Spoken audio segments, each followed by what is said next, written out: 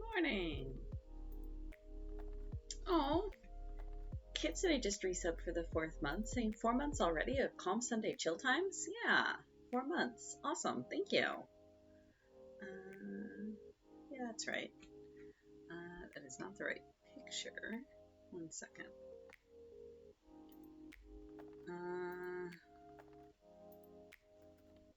OBS did an update, and now the size of all of my docs is wrong, and my preview is too small, and I don't like it, and I'm having to move stuff around because it doesn't all fit on my screen anymore, because it's not letting me resize things.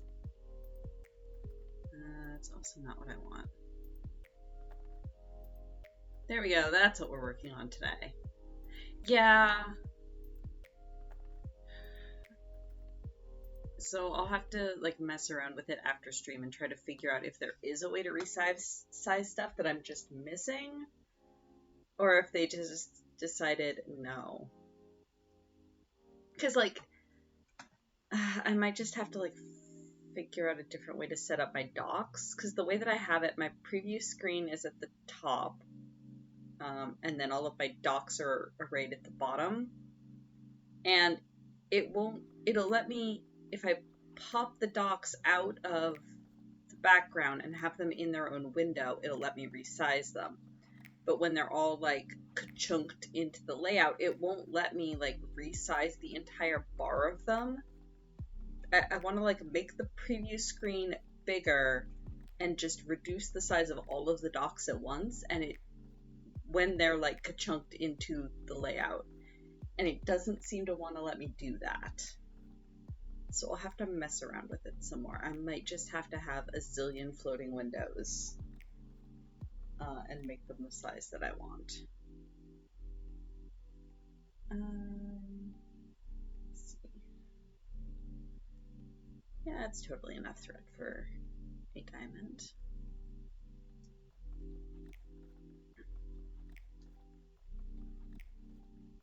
I love this very technical jargon so early in the morning.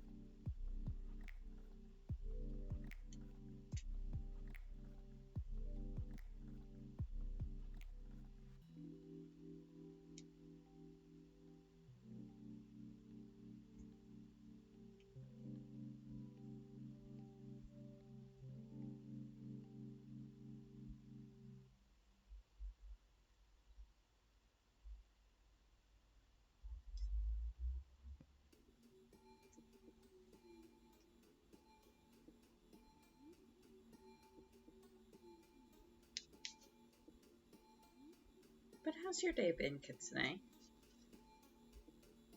Hopefully not too bad.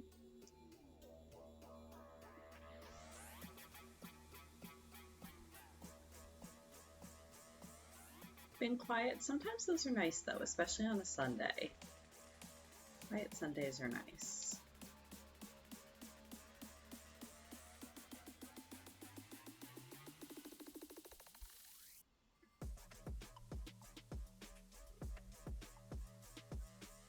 Just realized I opened the stream and immediately started complaining about OBS. My apologies. I don't open OBS between streams, so I pulled it up like 15 minutes ago to get it ready for stream, and it's like, we need to update. And I'm like, okay, sure, cool. So it updated fairly quickly, actually. It was not bad at all. But now the layout's changed, and I don't like it. The fonts are different. And the buttons are round now.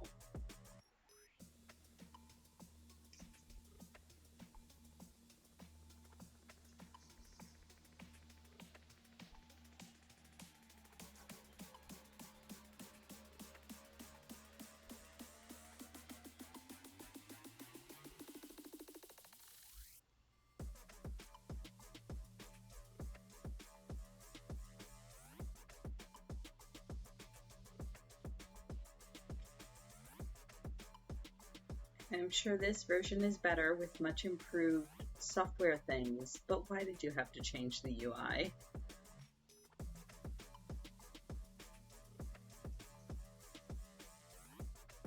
Software designers, please, you don't arbitrarily have to change the UI between updates.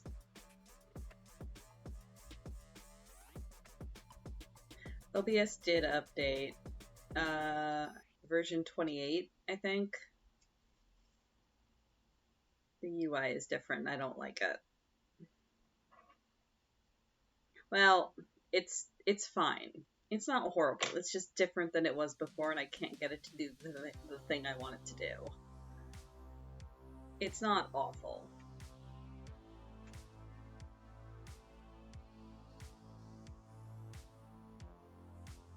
Also, good morning, Merlin. How are you?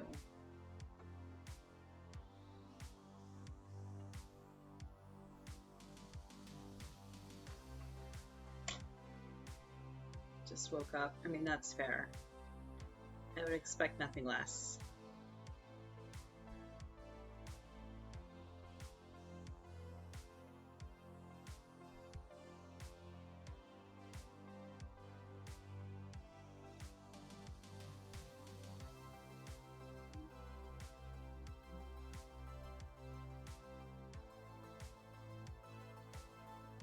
Did you have fun, though?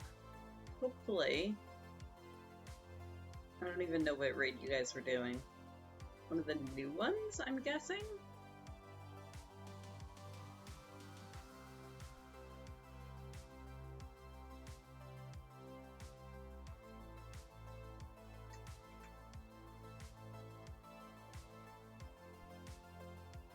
Did normal for the new ones? Oh, neat.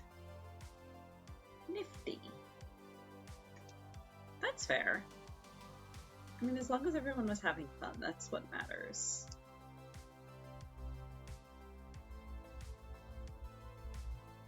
Maybe tomorrow I'll actually go through and do some of the normal raids. I actually have tomorrow off. And nothing planned. So my goal is to just do like 10 hours of FF14. Got a list of stuff I want to do. Maybe I'll get around to normal raids.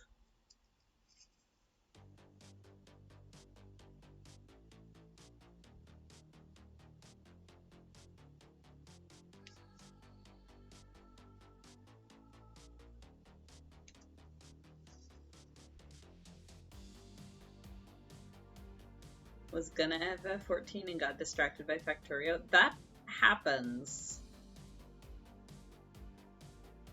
Ooh, Ilmeg is so pretty. And such a good bit of story.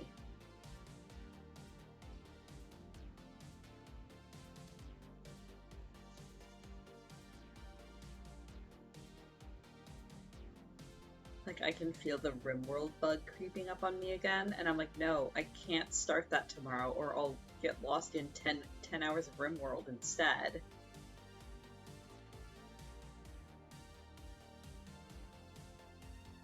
And RimWorld I can play during the week after work. FF14 I can't really, so therefore I should play FF14 on my days off when I have large chunks of time.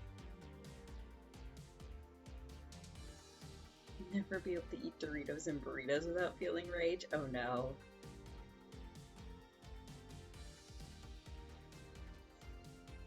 Oh dear.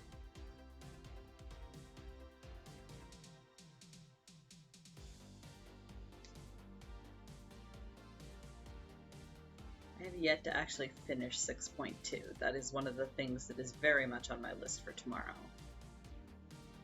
Because I just have not had the time.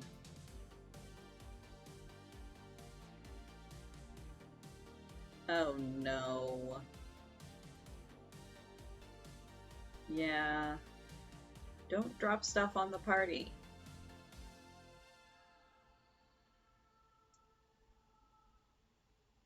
Reminds me of the time I ran the Airy.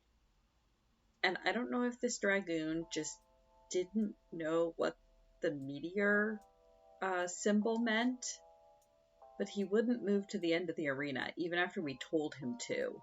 Like, hey dude, when you get this marker, you need to move out to the edge of the arena.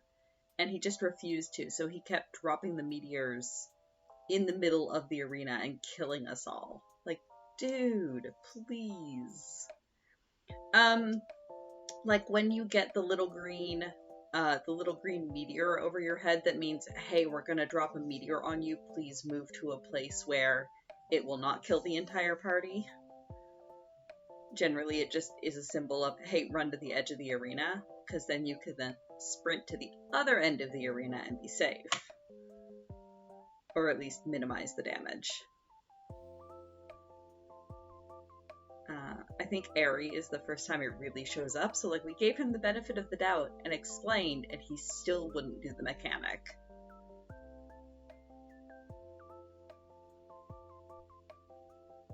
I think he was just one of those, well, if we DPS hard enough, we don't have to do the mechanics. And it's like, no, my dude, mechanics are there for a reason. Please do them.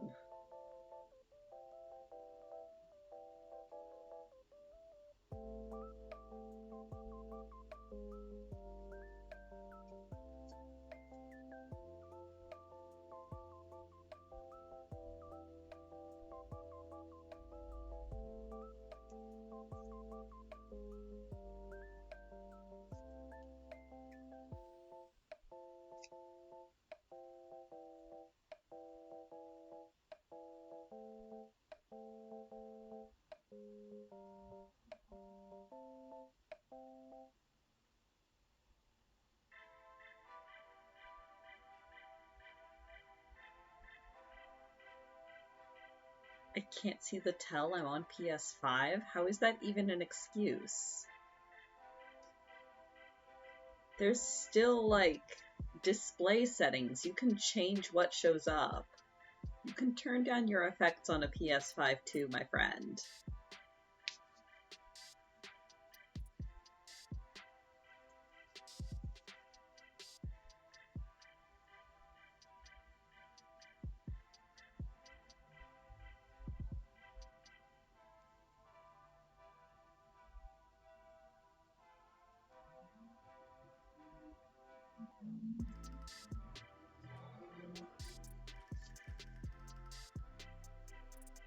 Autocorrect is fine, it's doing its best.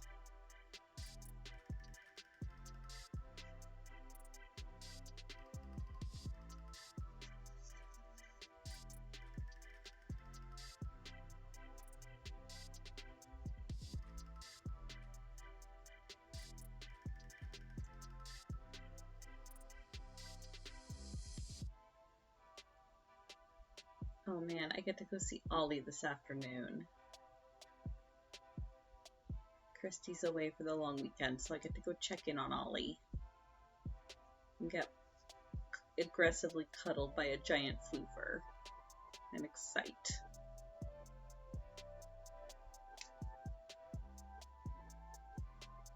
Maybe I'll take a nap at her house.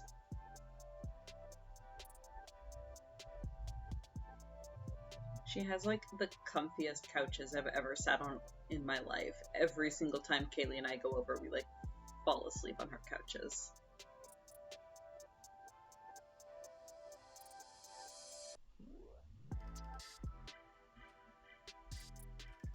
Christy, I get to go see Ollie.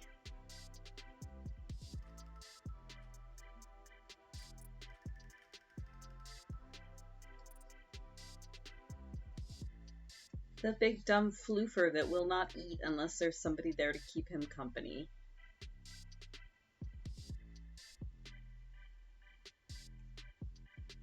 Yeah, I don't actually know if she was going to like her mom's or her dad's or somewhere else. I just know she's away for the long weekend. So I get to go cat sit. Oh no, Lily too.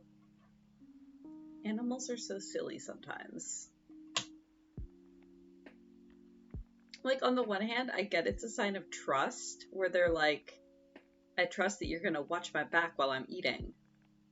But at the same time, it's like, honey, please, you're in an empty apartment. Nothing is gonna get you. You can just eat. This is the same cat that has the laziest way of eating I've ever seen in my life. I'll try to get pictures if he does it today. He will flop over on his side beside the food bowl and just like reach out one paw and kind of just lazily pull a couple kibble out of the bowl onto the floor and then lean his neck over while still laying down to eat them off the floor. It is the most lazy, indulgent thing I've ever seen a cat do. It's ridiculous. Like I said, if I can catch him doing it today, I'll try to get pictures. Yeah, exactly. Every time I see him do it, I'm like, well, Sir Caligula, how is your kibble today? Like, it's just so incredibly indulgent. I mean, yeah, if I could just lay on the floor and casually eat, I suppose I would.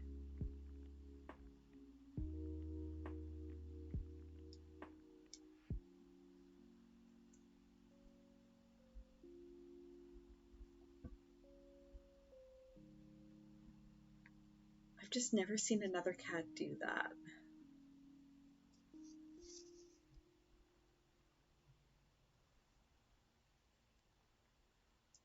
I told Christy about it, and she's like, yeah, he does that all the time.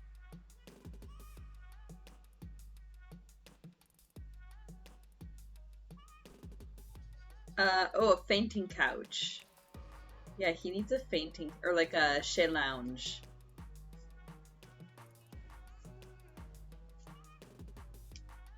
I think that's the same thing, it's just the English and the French names for it, but I could be wrong. There could be a slight difference. I don't know.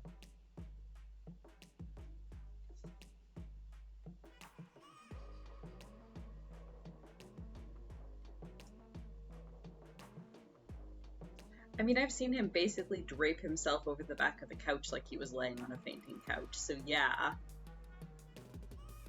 I have seen that I've seen people that make tiny kitty-sized ones.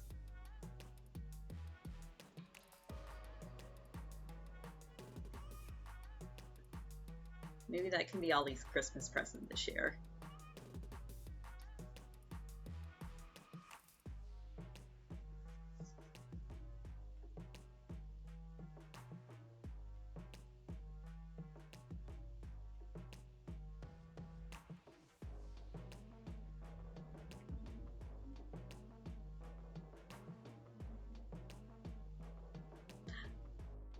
Cuddly Kitty just resubscribed for 4 months, saying boop.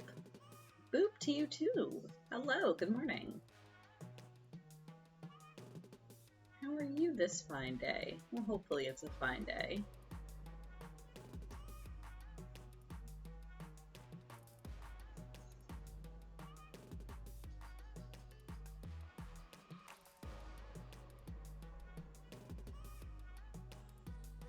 Day is nice? Good, I'm glad. I'm glad to hear day is nice. Mostly good? Okay. Well, I gives Kitty virtual cuddles. Don't forget to start your borbs. Uh-oh.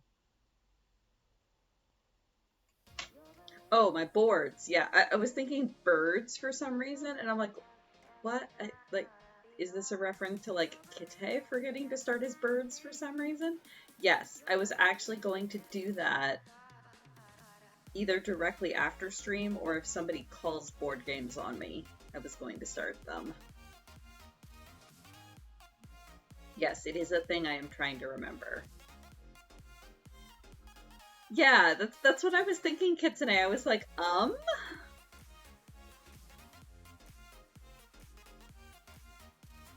Is this like a new Q-Birds expansion?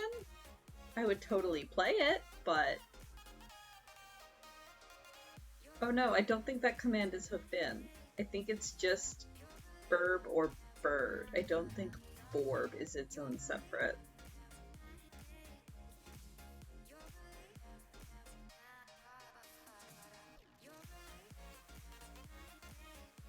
I mean, always more commands.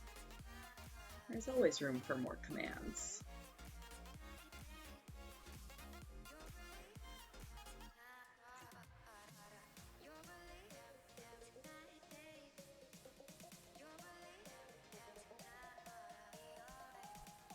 I was gonna say, Hopebot should be in my Twitch chat. Oh no. Nope, Hopebot's still down.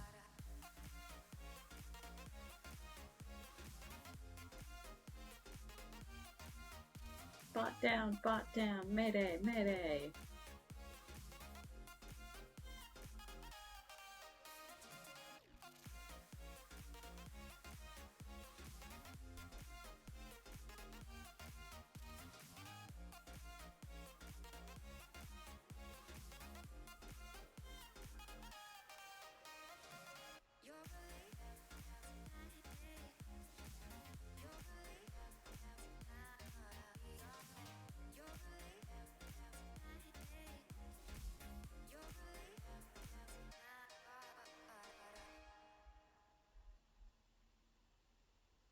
Boop! I've been booped twice already this morning. Goodness. Good morning, Yalk. So many boops this morning.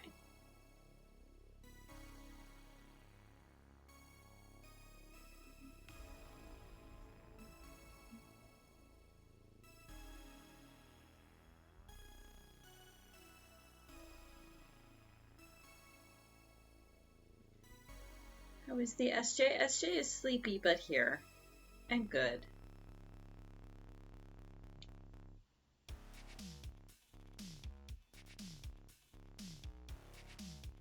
How is the Yalk? Hopefully okay. There we go.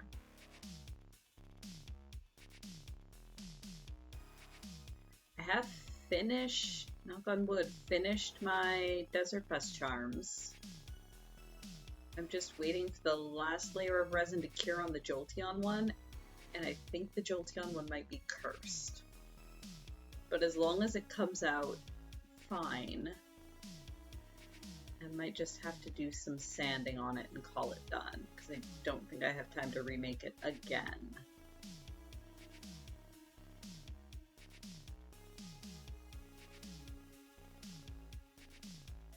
Could have slept better, but it is now a lazy Sunday of crochet. Well, that's alright. Also, yes, go eat. We can't pull a self-care on you because bot is borked, but go eat. Imagine that I am posting Kara's Pikachu gif at you. Kitsune, you should also eat. It is your dinner time. Everyone go eat a food. Yes, even you, Merlin. Get out of bed and go eat a food. I mean, hydrate's close enough. Also hydrate. Let me just finish this, and then I will, in fact, hydrate. Totally had lunch? Okay, fine, but it is now dinner time. Ma'am. Coffee and a muffin is good. Boop is not like eating. Boop is food for the soul, but does very, very little for, like, actual stomach.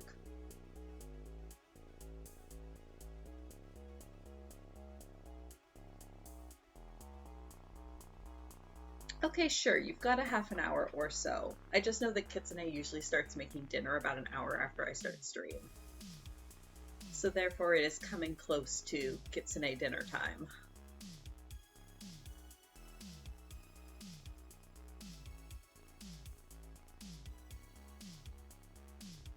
Wait, what?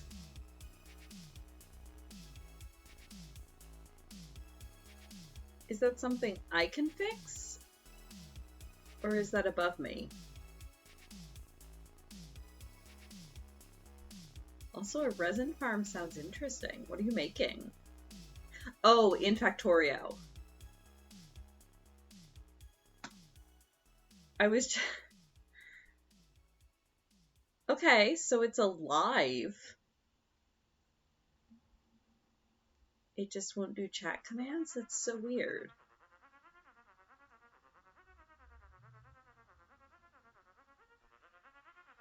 No, I was just talking about, you know, doing resin work IRL, so my brain immediately hopped to, oh, Kitsune is also making things with resin IRL.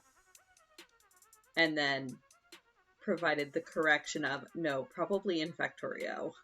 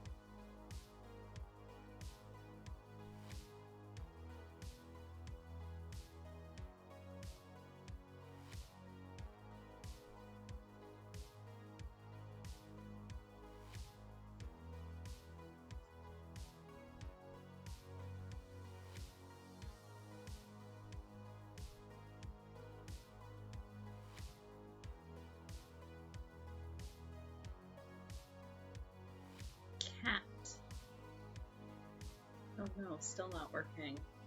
But no. It seemed to be working in the Discord. Or at least I saw that people were pinging it a bit ago.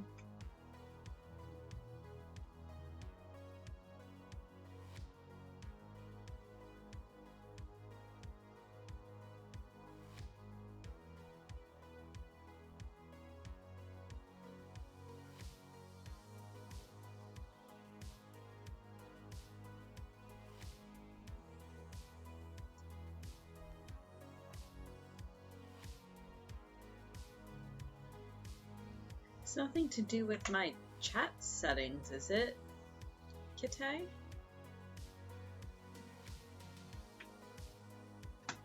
Let me try.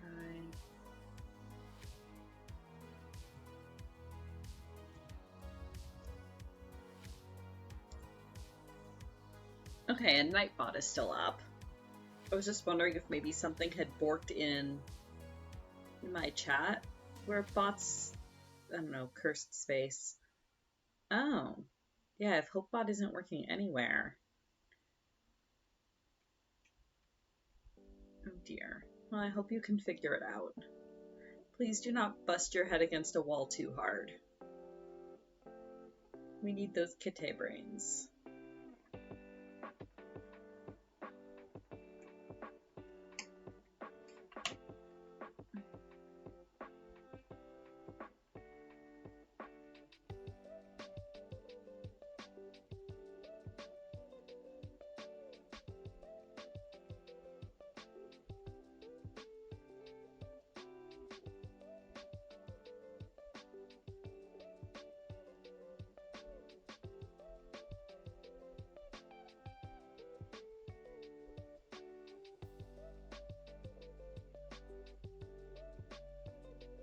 This is like the opposite of when it went into an infinite loop in Julie's chat the other day.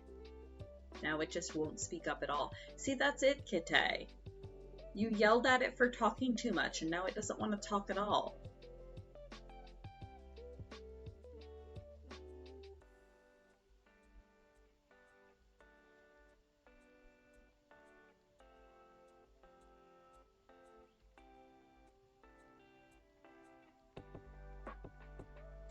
Oh, yeah, possibly. If Twitch banned it for spamming when it glitched and went into an infinite loop, maybe.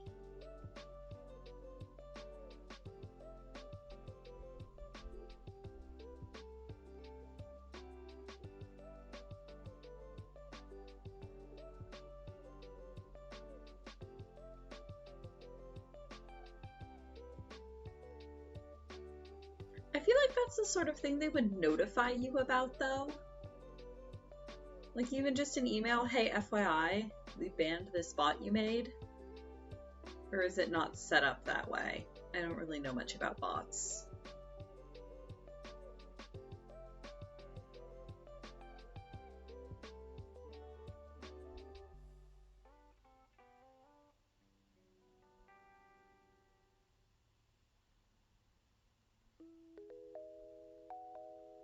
Hey, there we go. Thank you, HopeBot. Welcome back, HopeBot. I mean, I guess that makes a certain amount of sense.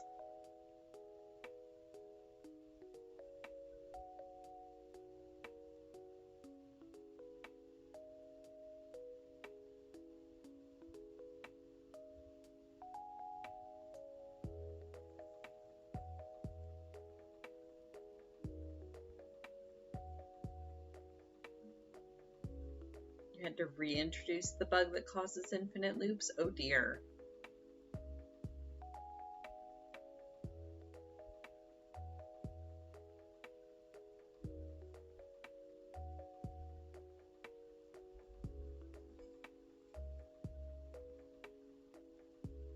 That seems less than ideal.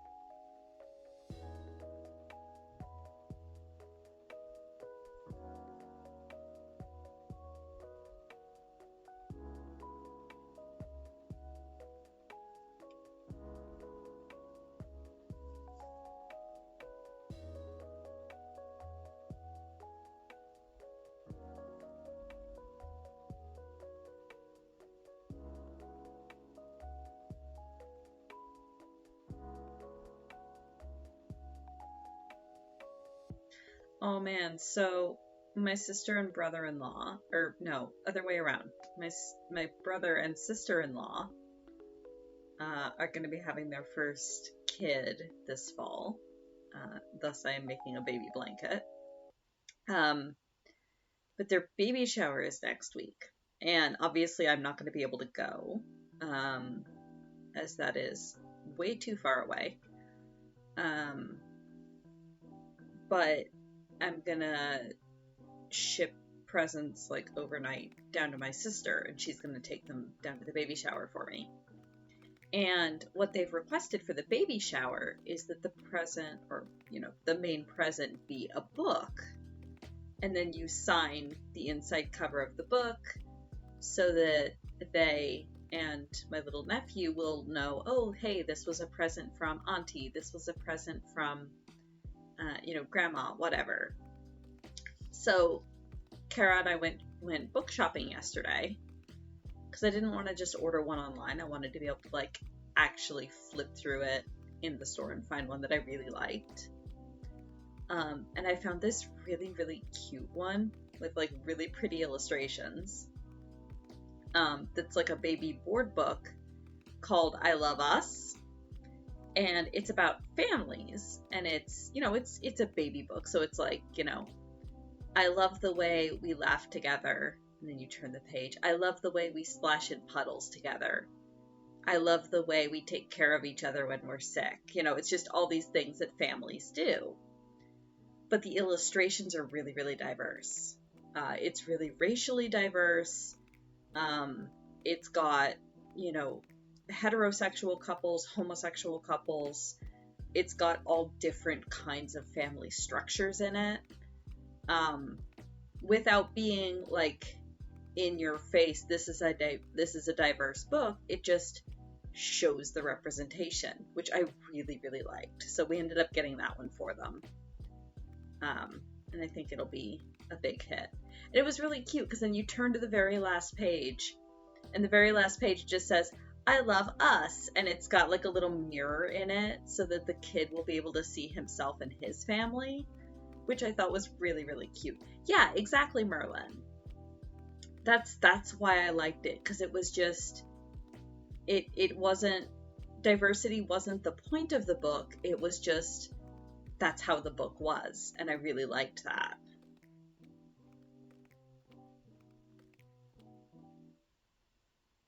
I also liked it because, like, I wanted to get Henry a diverse book, but also the fact of it is, he is a white kid that is going to be born to heterosexual white parents, so I still wanted him to be able to, like, see himself in it and relate to it.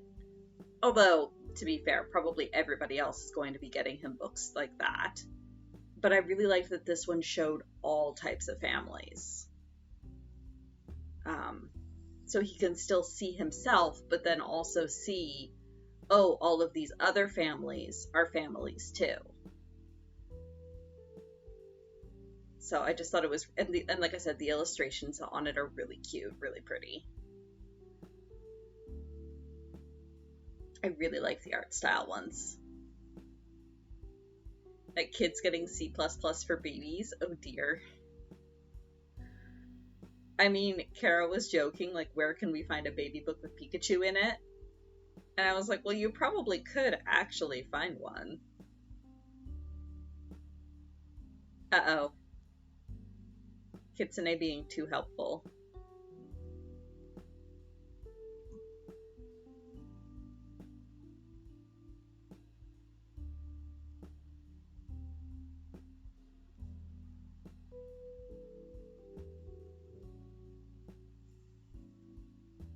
I mean, we also did get him a book that was like, I think it's called Babies Love Nature.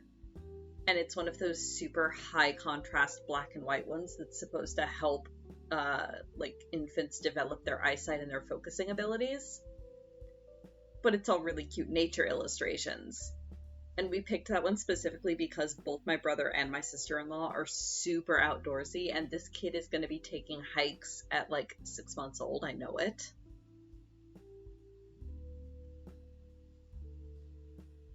So anything like outdoorsy and nature related seems like it would be perfect.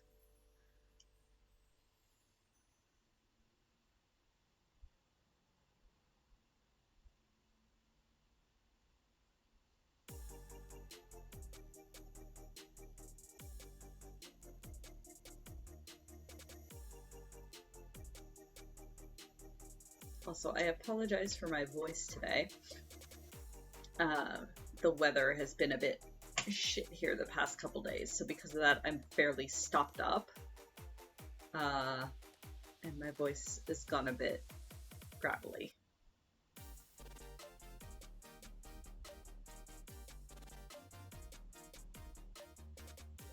I actually did not have any coffee yesterday because I opted to drink tea instead to try to help clear myself out, and it worked a bit.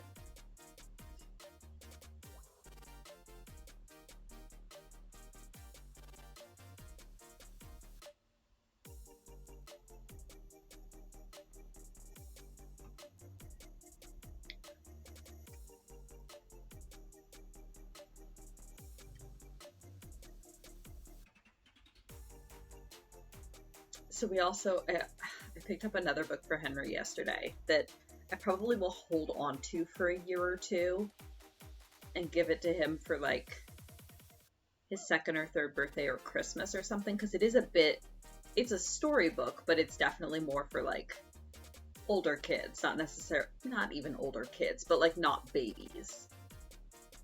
Um, but it's called Strong, and it's written by an IRL strongman about his own life, and it's really beautifully illustrated again. But it talks about how toddlers, yeah, when they start to have some comprehension of what a story is, instead of just, oh, mommy's making pretty sounds with mouth.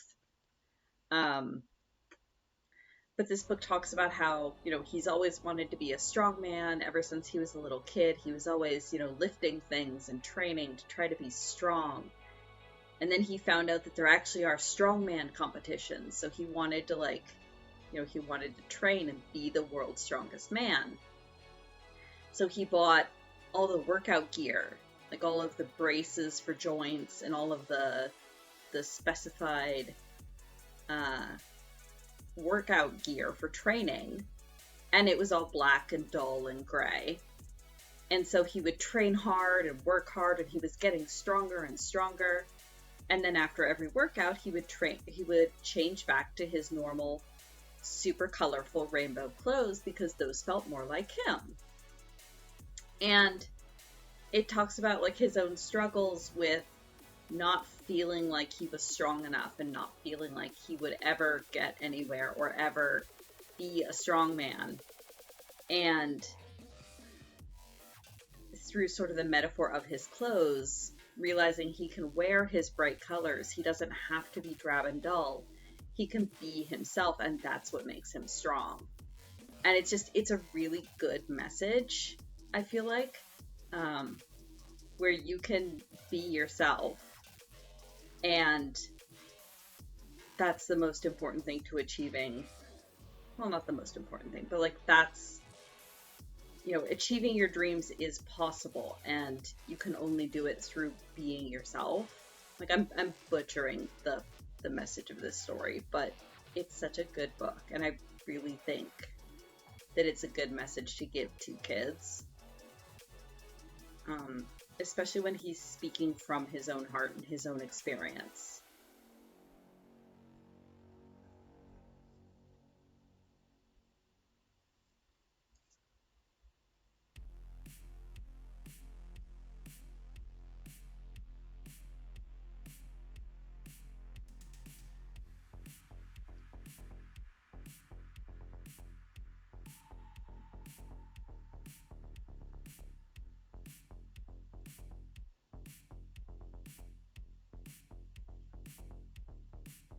I have just discovered I'm not great at retelling stories, but that's okay.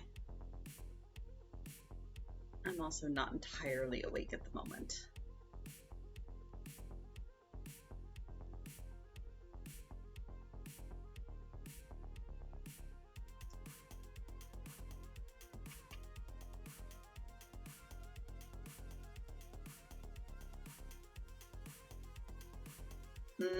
Yup. Yeah, same sort of idea. It's your power. Yeah.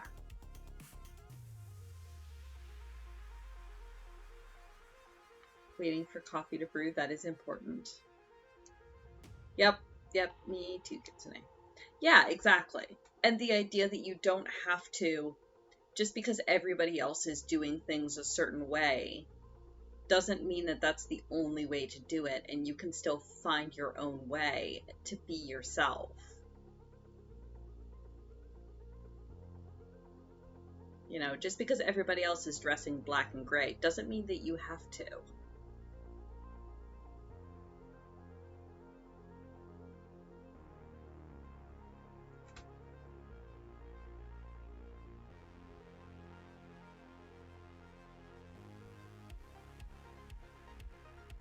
Also, yeah, that's a mood, Kitsune. I'm definitely taking a nap on Christy's couch when I go over.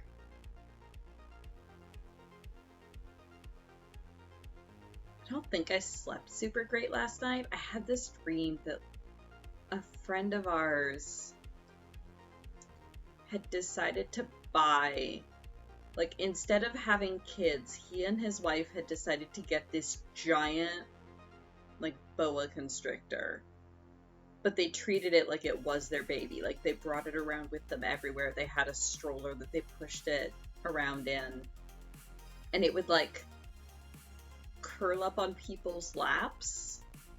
And, like, it was a really nice, well-behaved snake, but it was really huge. And I just remember in the dream, I was trying to play Final Fantasy XIV, and they came over to visit with their snake.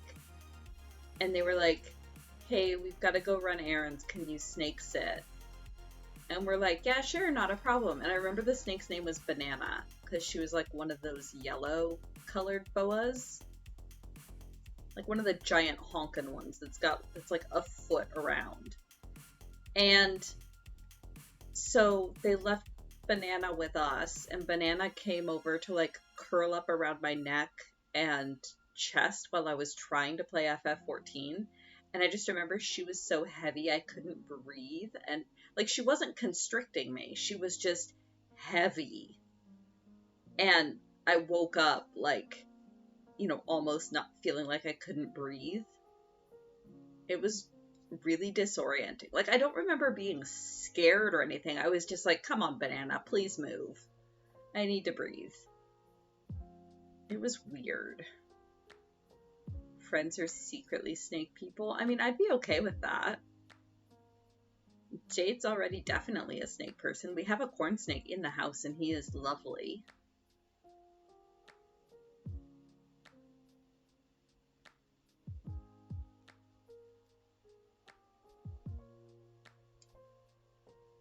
I feel like I'm trying to decide if these particular friends would be snake people or not. I feel like they could go either way. I don't know that I've ever gotten their opinions re reptiles. So maybe they could be snake people.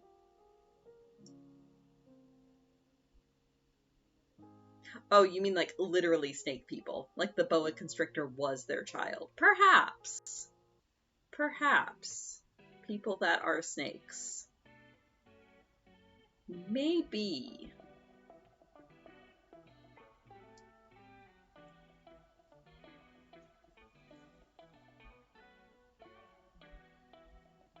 Ugh, yeah. Stress dreams are the worst. Maybe it's better you can't remember them. Because sometimes I'll remember my stress dreams, and even if they're the stupidest shit, it'll still stress me out when I'm awake. I'll be like, but what if? And my conscious brain is like, no, that's dumb. That's not a thing that's real. And my anxiety is still like, but what if?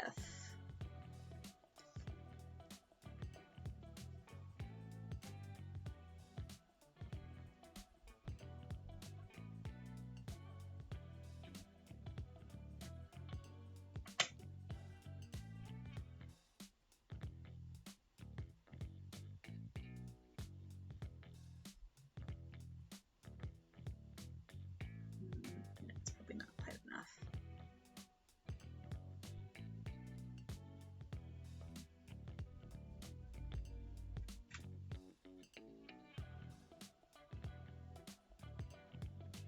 like, I think I've mentioned this before. One of the worst stress dreams I ever remember having was in university. And so they say that one mark of fluency in your second language is that you start dreaming in it. And I once had a dream where my Japanese professor called me into his office and started like yelling at me and berating me and telling me that I should quit the program, that I wasn't any good at Japanese, that I would never get better, I'd never be able to speak Japanese, and I should just quit and give up and not even bother studying it because I was never going to be any good. And like I woke up shaking and crying just because it was so insanely stressful. And then when I was awake enough to actually think about it, I was like, wait a minute. The entire time he was yelling at me in the dream, he was yelling in Japanese. And I understood him. So, question marks?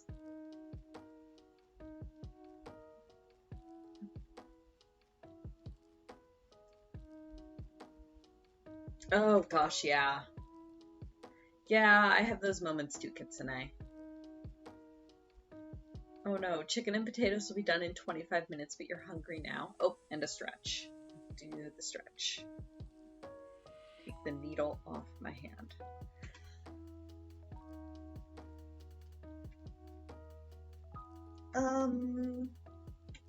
I mean, I'm sure there's like, you could just borrow some of Miller's kibble. I mean, if it's good enough for Miller, it's good enough for you, right? I'm sure he wouldn't mind at all. Not like a lot, just enough for a snack.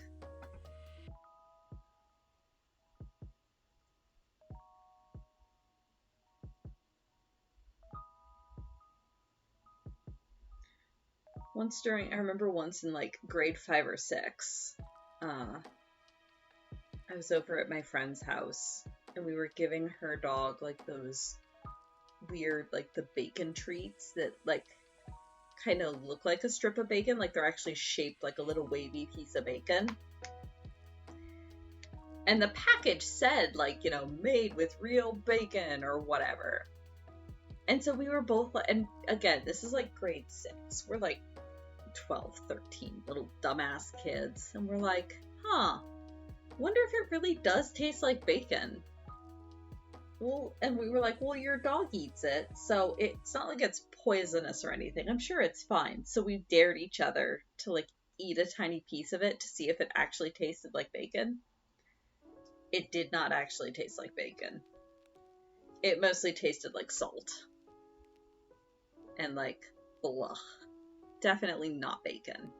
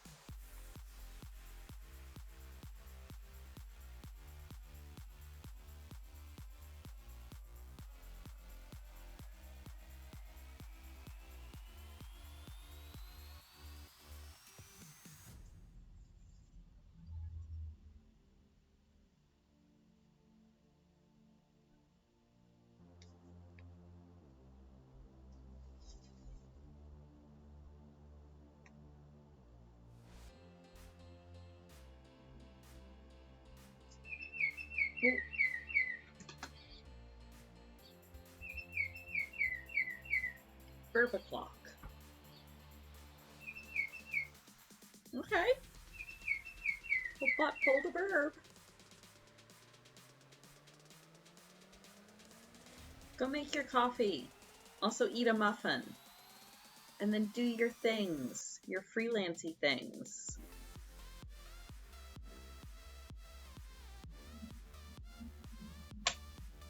Because I said so. You ate the muffin already? Okay, good. In that case, go make your coffee.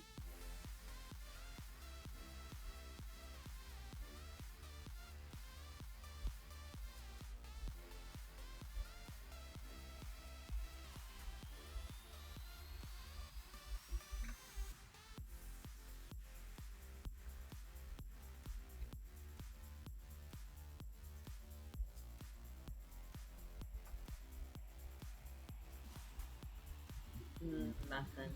I should make more muffins.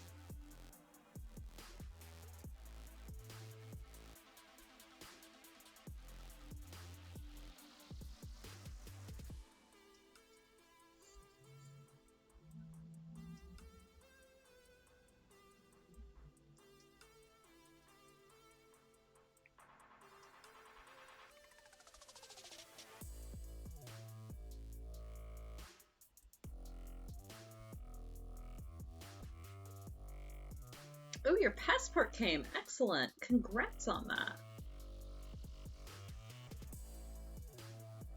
A second caffeine with honey. Excellent.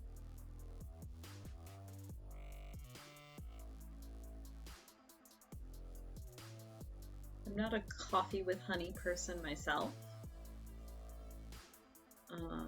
But I definitely know other people that do that as well.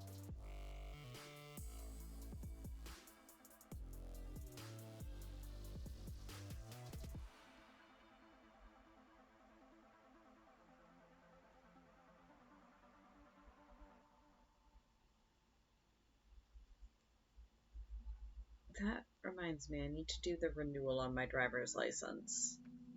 Because that's going to expire in like 2 weeks.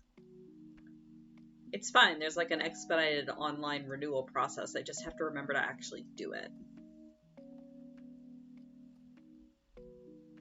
Not that I'm gonna be driving anywhere anytime soon, but it's easier to get it renewed than it is to try to revive one that's expired.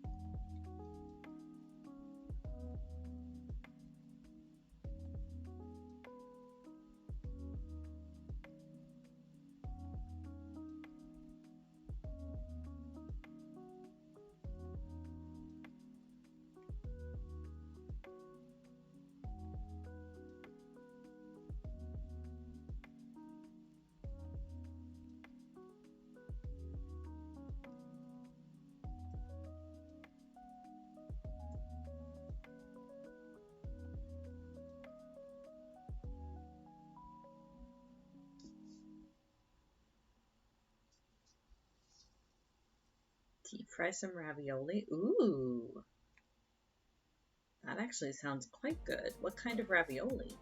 Like cheesy ravioli?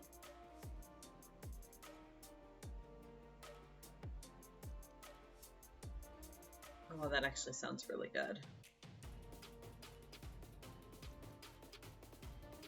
We don't have a deep fryer, unfortunately.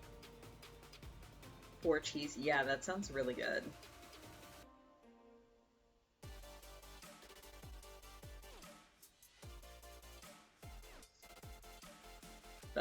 Both is good. Extra cheese. Now with potato.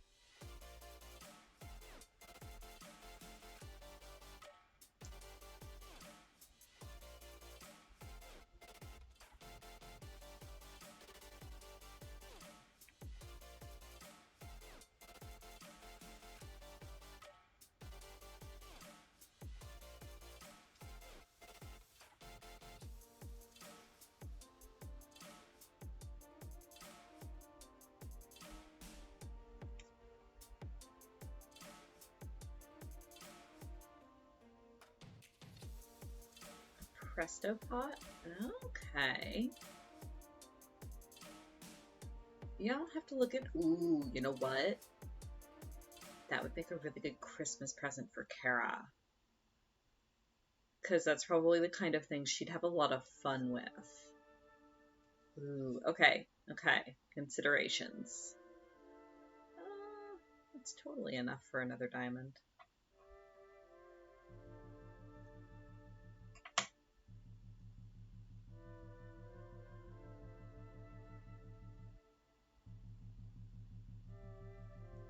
Because, yeah, like a deep fryer is kind of the one kitchen tool that we don't have yet.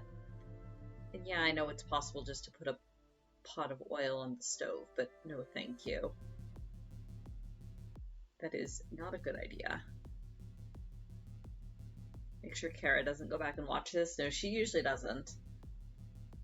Although, this would probably be the one time that she did. And there's precedent for that. So, years and years ago, when we first moved in together, I don't remember if it was the first or second Christmas that I was living here. We were still at our old place. And I had bought her like a statue. Like a, it wasn't an anime, it was a Disney one. But like I had bought her like a figurine statue for Christmas. And I figured, okay, well, and this was back before I had, you know, a sewing room. We just had our bedroom. And I was like, crap. And I bought it in like August because it was on sale. So I was like, crap, where can I hide this for like the next 4 months where she's not going to find it? And I was like, I know, I'll shove it under the bed, like shove it way down deep under the bed and like put a couple things in front of it because she never cleans under the bed. She'll never find it.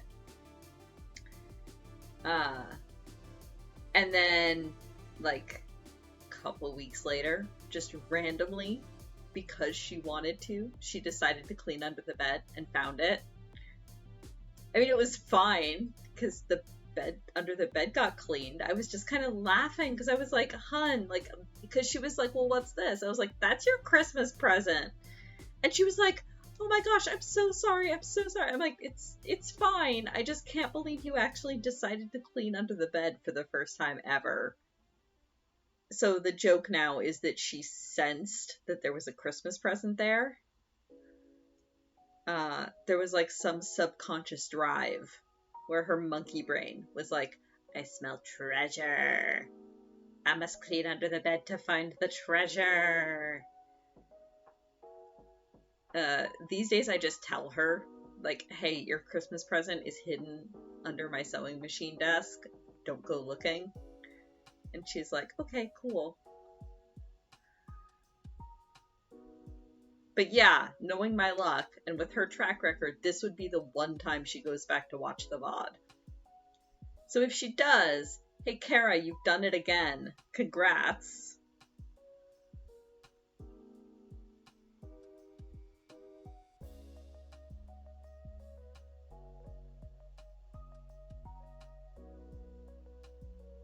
Yeah, having the built-in thermostat is definitely the need there. Bringing oil up on the stove is just too much of an effort and too much of a danger. So we've just never really bothered. Right? And to this day, she has not yet ever cleaned out under the bed again. I guess probably because I should hide another, like, Christmas present under the bed just to see if I can lure her into cleaning under there again. Like, will the goblin brain activate again?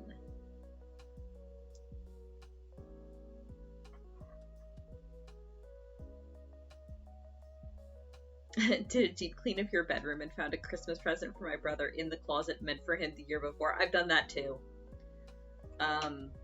Actually, when I was getting all of my stuff moved out of the crafting nook and up here to my new crafting room, I found not like a huge Christmas present, but like one of those small, like, additional Christmas presents that you just kind of acquire for people. Where I was like, oh, this will be cute. I'll just add it to her Christmas present. I had found one of those for Kara that I had just slipped into my usual hiding place and then completely forgotten about.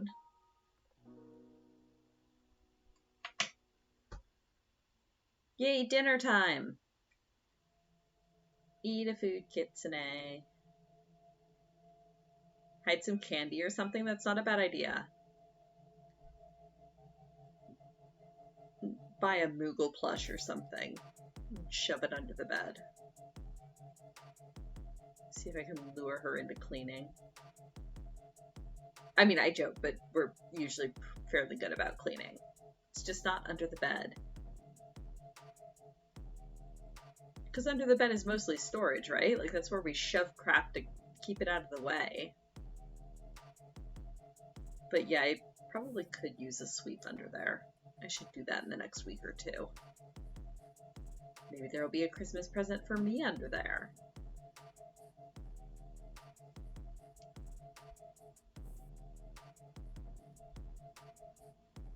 Until Sasha comes. Yeah. She is typically not allowed in our bedroom without supervision, though, because she is a monster that pees on things, and we don't want to deal with that on our bed. So she's only allowed in our bedroom if one of us is in there with her. That said, she definitely has disappeared under the bed and come out covered in dust bunnies before. We have, like, all faux wood flooring, so the fluff just kind of collects. Also, she's usually pretty good about stuffed animals. Like, she has her couple that are hers that she plays with and are small. But she never really bothers any of ours. I think because they're too big for her. Because she's actually not a very big cat. I know when she jumps up onto my lap, it's kind of deceptive, but she's not actually that big. So most of our stuffed animals are roughly the same size as her.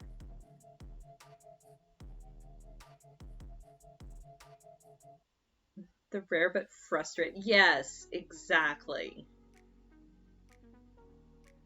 She's somewhat better about it now. But yeah, sometimes we think she doesn't do it on purpose.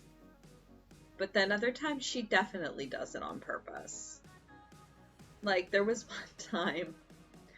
Oh god, there was one time where Jade and I were running Bartum's Metal, and I remember very clearly it was Bartum's Metal. Luckily, we were just the two DPS. But but halfway through the very first, like, mob pull, Sasha, well, because Sasha had been bothering us for attention, but because we were playing 14, of course, we were, like, absently scritching her and then kind of shooing her away because we were paying attention to other things. And she did not like that. So halfway through the first trash pull of Bardam's medal, she jumps up beside Jade on the couch and just starts peeing. And so, of course, Jade, like, shrieks and jumps and flings the goblin.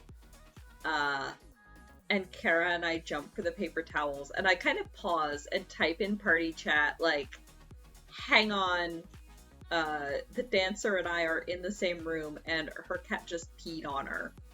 And the tank and the healer were both immediately just like, F, take care of that. Oh, that's awful. And so we, like, just hung around in the dungeon for, like, 15 minutes while Jade got cleaned up, and then we continued on. Yeah, the tank and the healer were both super chill about it. They were both just like, F, that sucks. We've got her on, like, a special urinary cat food now, and that seems to have helped.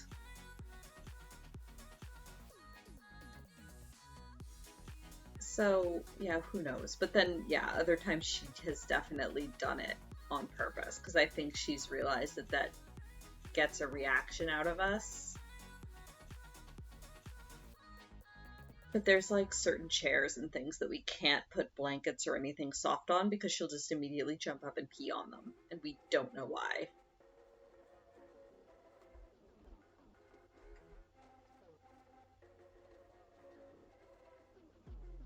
Yeah, but also Theo's a boy cat. Like, it's somewhat more common for boy cats.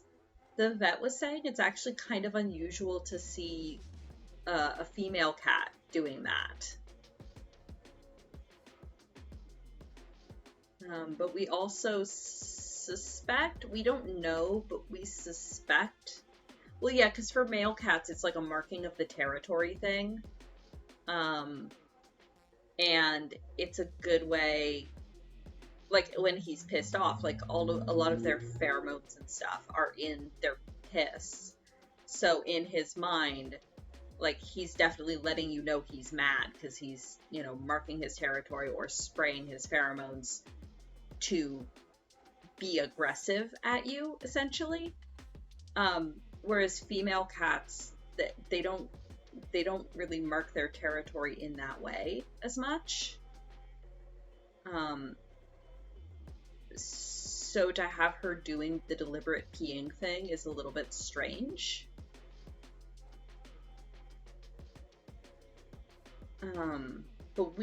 So when we got Sasha from the shelter, all we know about her is that she was a surrender by bylaw. And that can mean a lot of different things. We suspect that she probably came from a hoarding situation, just from the way that she acts. Because she's not really friendly with other cats at all. And we're wondering if it's because she was in a hoarding situation where she was around way too many other cats. And that also could have led to her peeing behavior because she has developed the instinct of trying to mark her territory even though she's not male. Possibly because there were so many other cats around and that it was her only way to sort of get her own space kind of idea. Again, we don't know for sure, but that's kind of what we suspect.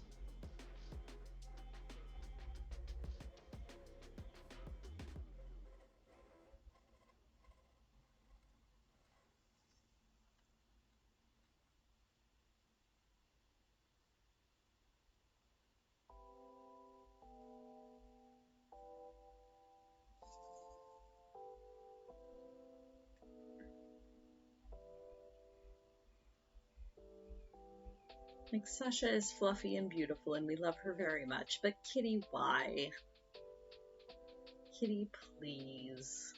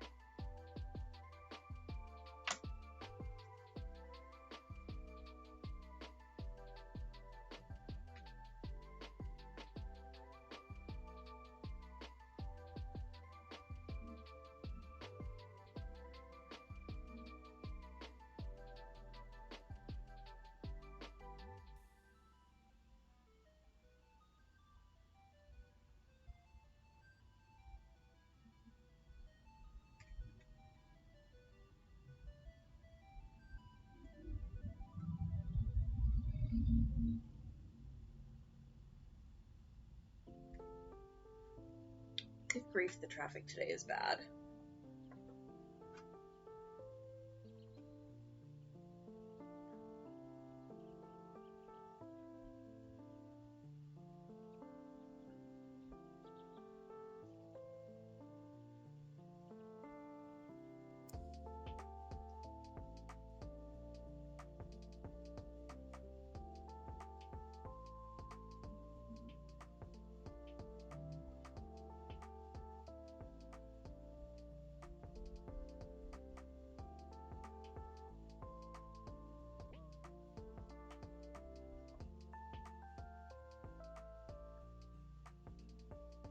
So what are you working on freelancing, Merlin? Ah, you answer my question literally as I ask it. How? Neat.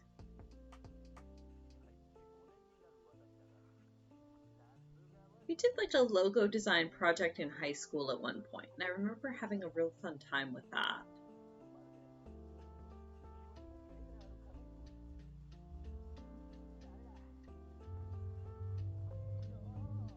Sixth Sense, yeah, exactly. It's fine.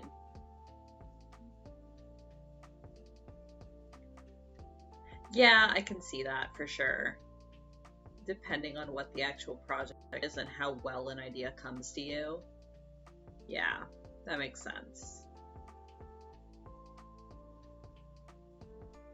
Oh yeah, depending on the client too. I can definitely see that.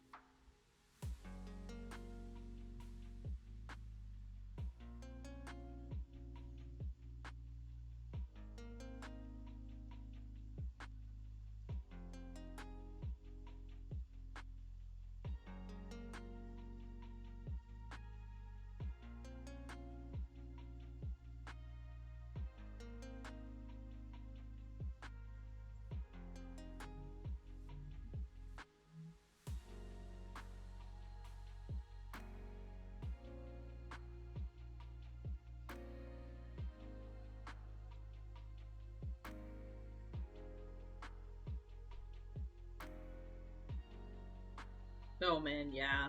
I can totally see that. It would absolutely depend on your client.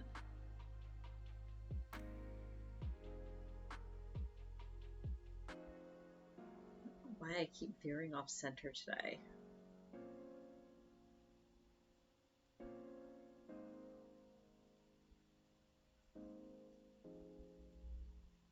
I'm usually pretty good about goblin hunching. I must have slept crooked last night.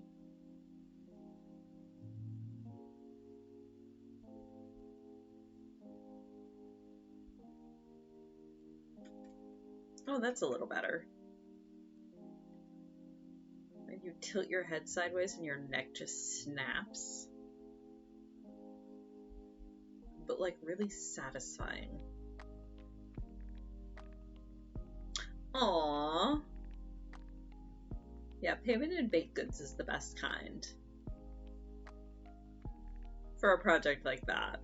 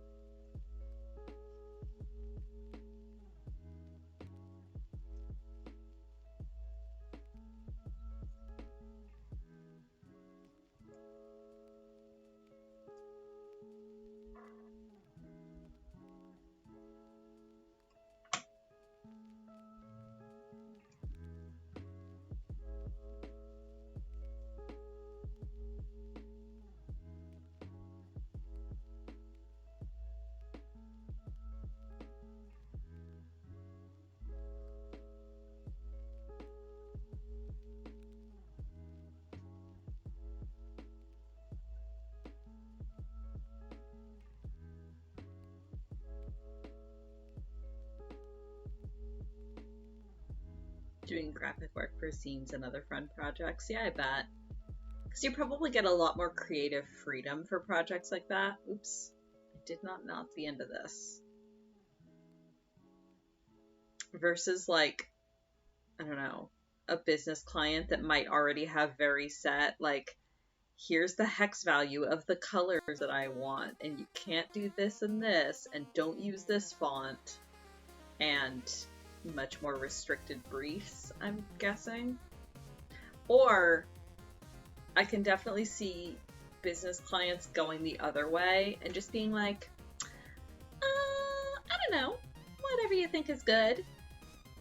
Okay, but like what? I don't know, whatever. And then like you give them mock-ups and they're like, no, I don't like those. Okay, well, what can I change? What do you not like? I don't know, I just don't like them. Like, yeah, I can definitely see that being an absolute nightmare.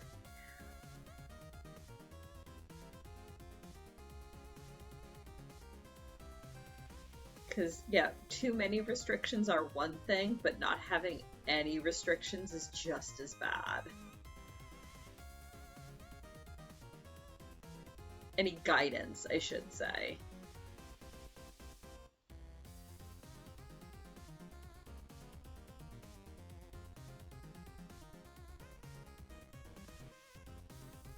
Yeah, give actionable feedback or like just, yeah, get the fuck out. Because, like, not knowing what you want is totally valid.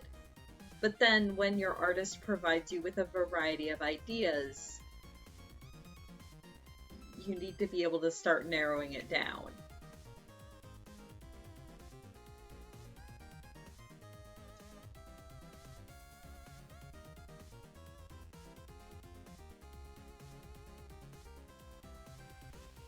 Or like, give me a color, a give me an example of another logo that you really like so that I at least have a starting point. Also, hey Kuma.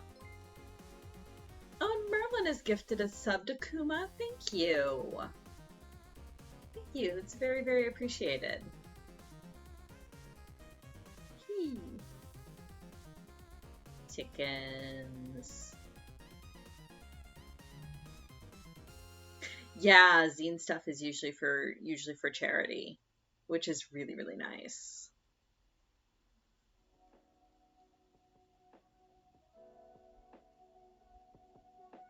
For a charity or a cause, yeah. Speaking of, I was gonna wait and do my spiel after break, but it's as good a time as any. I am helping to raise money for a friend's top surgery. The top surgery has happened, thank God. He's recovering fantastically, but we are keeping the campaign open for the associated medical bills. So if you want to take a look, thank you, Kitsune. The link is there in the chat. I've also got it down in my about page. Take a look. There is some cool stuff happening. There's some artists that are offering commissions in exchange for donations, including Merlin, who has done my wonderful layout and backgrounds and also my chicken emote. And we are also working on a zine. The one that Merlin was mentioning, we are doing an FF14 Doudoir zine.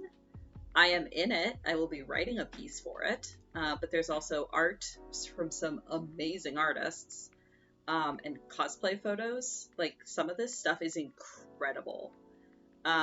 So links will be up on the GoFundMe page, and I'll also be like, once we've actually got to the point of ordering and such, I will be dropping links to that as well, so you can go and pick it up. Yep, and Merlin's got the Twitter link there if you want to just follow the Twitter. Like, there's some really amazing stuff. All your cold messaging artists, it seems to have paid off. I saw Rabbit come into the Discord and like had a fangirl moment. I was like, oh my god, you got Rabbit. Like, her art is incredible. I'm so excited to see what she comes up with for the zine. So thank you for all your hard work, Merlin. I feel like this is going to be a really incredible zine.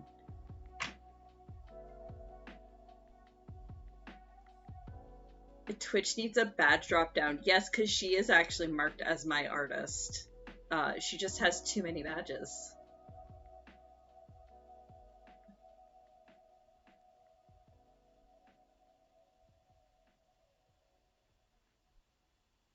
Oh my gosh, Yalk, amazing. Just airbrush people out of photos that you don't like.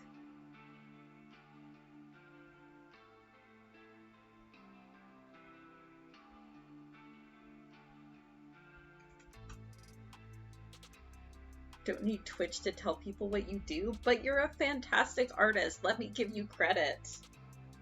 I'm gonna need more papers.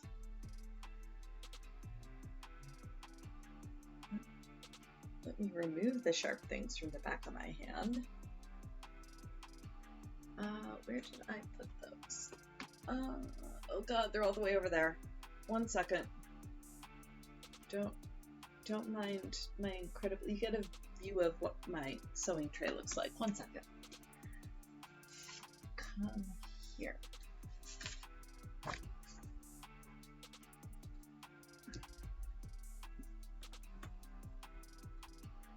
Also, yes, this is a candle. This is my pincushion.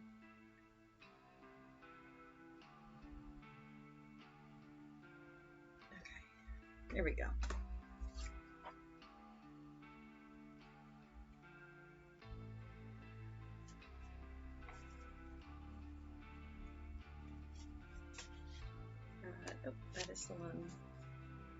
does not work. That is the not full row.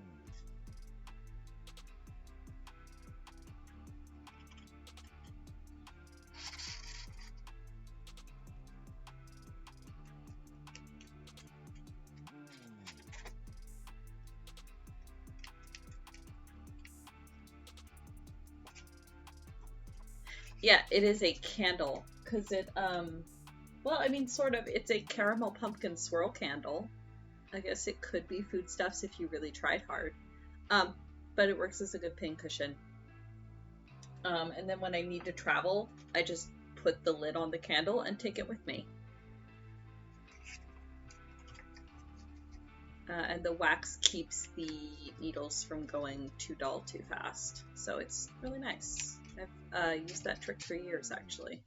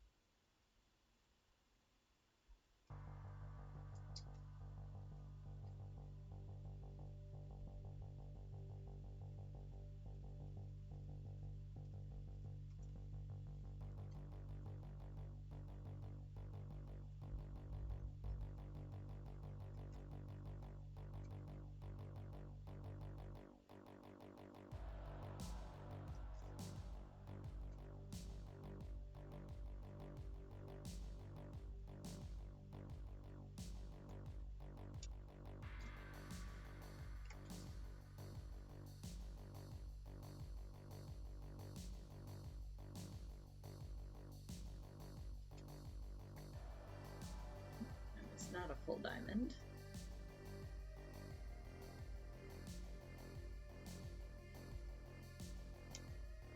I'm actually getting pretty close to the end of this stack of fabric here. I'm almost out of stars.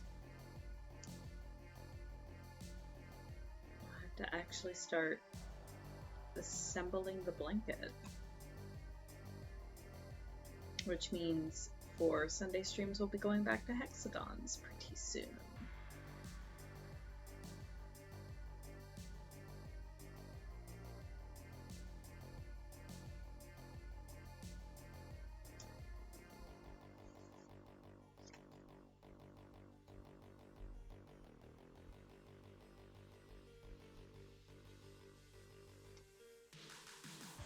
Hexagons, bestagons, exactly.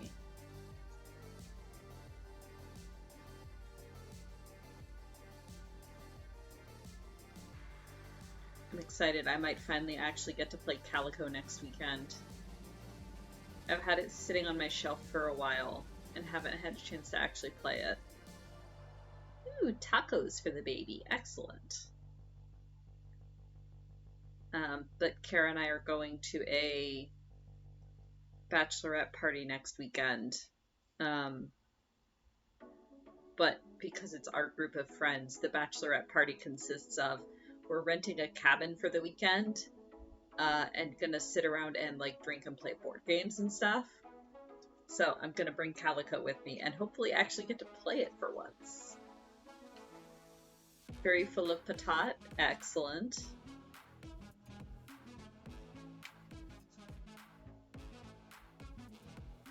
I sent Erica my project is done email last night. Hopefully, it's really cloudy today. I'm hoping tomorrow the weather will be nice enough I can take some real good photos, and then I'll be ready to ship some things. I wanted to try to ship them as early in September as I could. Just, yeah, to try to make sure they get there on time without me having to overnight them again. Crochet a board game? Okay. You're gonna have to explain to me how that one's gonna work there. But I would be happy to crochet a board game on Tuesday.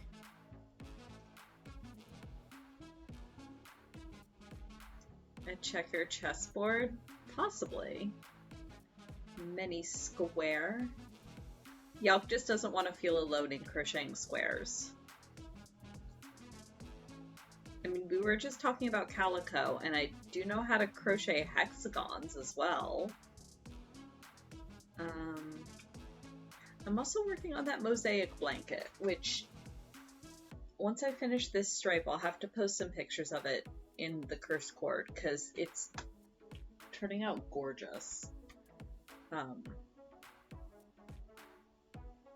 And does actually kind of look like a board game, sort of. If you tilt your head sideways and have a loose definition of board game.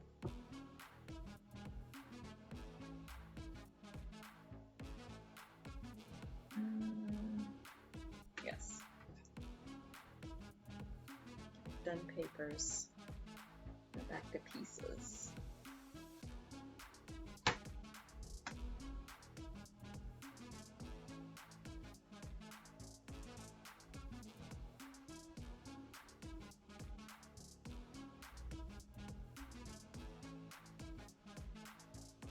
Like the squares or hexagons of chess or Catan, dice. Amigurumi. Yeah. Amigurumi. I have done amigurumi. I've done a few.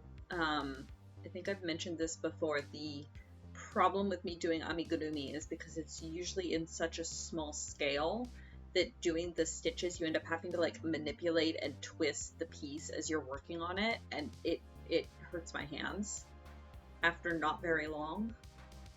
But it's definitely doable. I've made a couple of like stuffed toys and things. I made an extremely cursed Jigglypuff for my wife. It's cute. The problem is I ran out of pink yarn right as I was finishing. So I did the body, I did the little ears, I did the little curl, and I managed the 2 feet, and then I ran out of yarn. So it has no hands, like it has no little nubbin arms, and it doesn't have a mouth. So the joke is, and because I used buttons for the eyes, it kind of has a very soulless stare. Maybe I'll nab it during break and bring it up so you can see it. It's cute, I like it, but it's a little bit cursed, and it's now she won't let me add a mouth to it, because she's like, no, this is just how she is.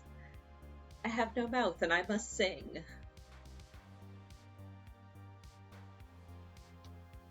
It's an extremely cursed Jigglypuff doll.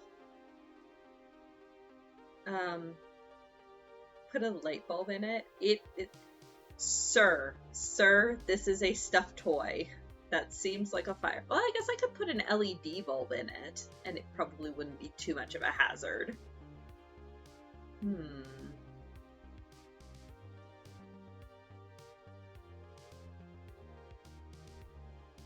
Yes, thank you, Kuma. That is indeed the proper terming for it.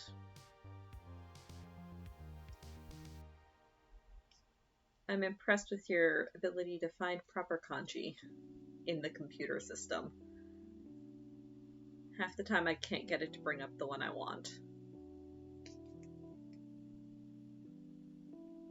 Or at least in the Windows typing system.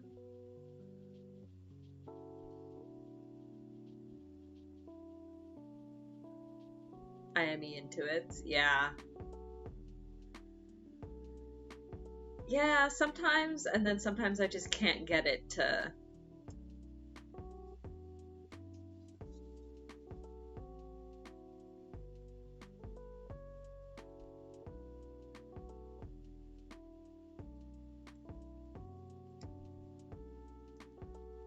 figure out which kanji? Yeah, makes sense.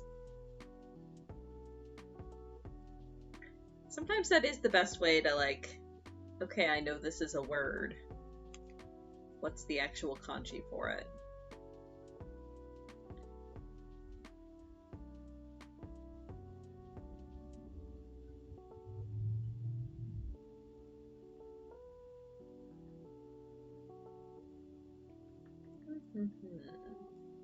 Crochet a board game, huh?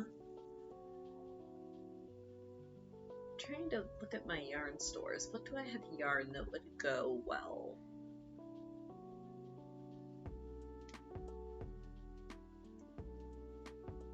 So I could definitely do like a checkerboard chessboard pattern.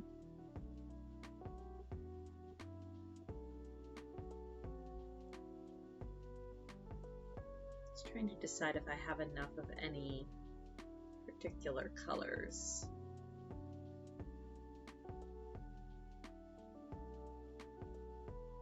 Down with kanji kana for everything. Oh god, that would be so hard to read.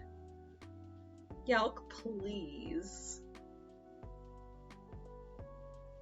So, I have a couple Pokemon cartridges in Japanese, back for because the DS wasn't region locked. The 3DS was, unfortunately, but the DS wasn't region locked. So when I was in Japan, I bought a couple like Japanese cartridges to help practice my reading skills. Because Pokemon, or at least at the time, I think they've started adding kanji now, but at the time Pokemon was written entirely in kana so that younger children could read it. It's so hard to read. Like, yeah, it's for younger kids, but like when you know some kanji and you're trying to read all in kana, it's really hard to like parse out because your brain is so used to seeing the kanji and using that as shortcuts for words that having to stop and read every individual kana and try to intuit where the word breaks are as a non-native speaker is actually pretty difficult.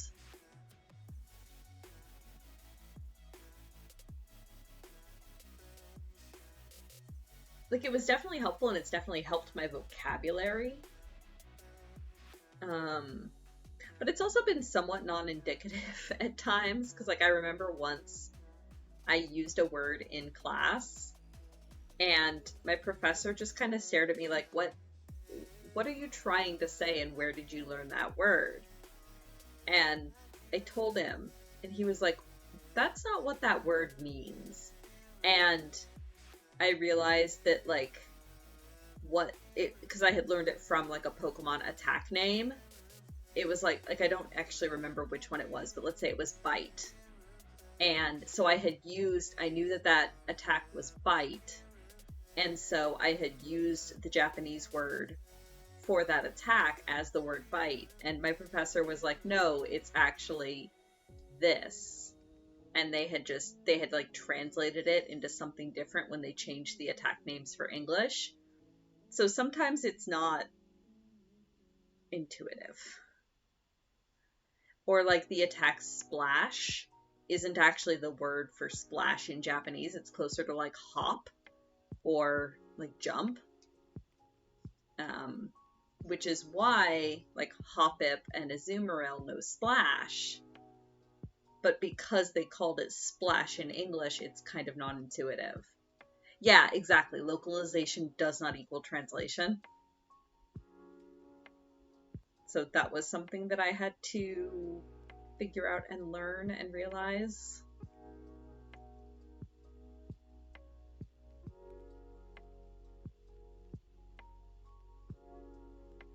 Yeah, pretty much, Yalk.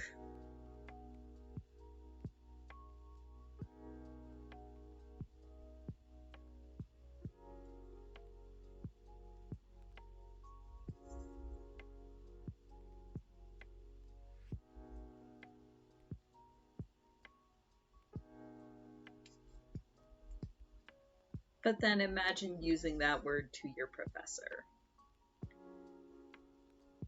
Sigh. Although, there was the other time in class where I just instinctively got... We were working on a new method of, like, conjugation.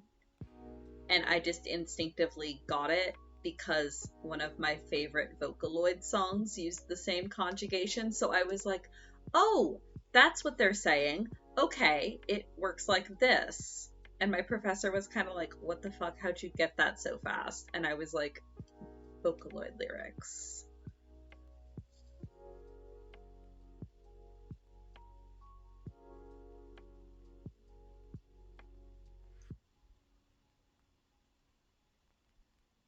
If I remember right, it was the...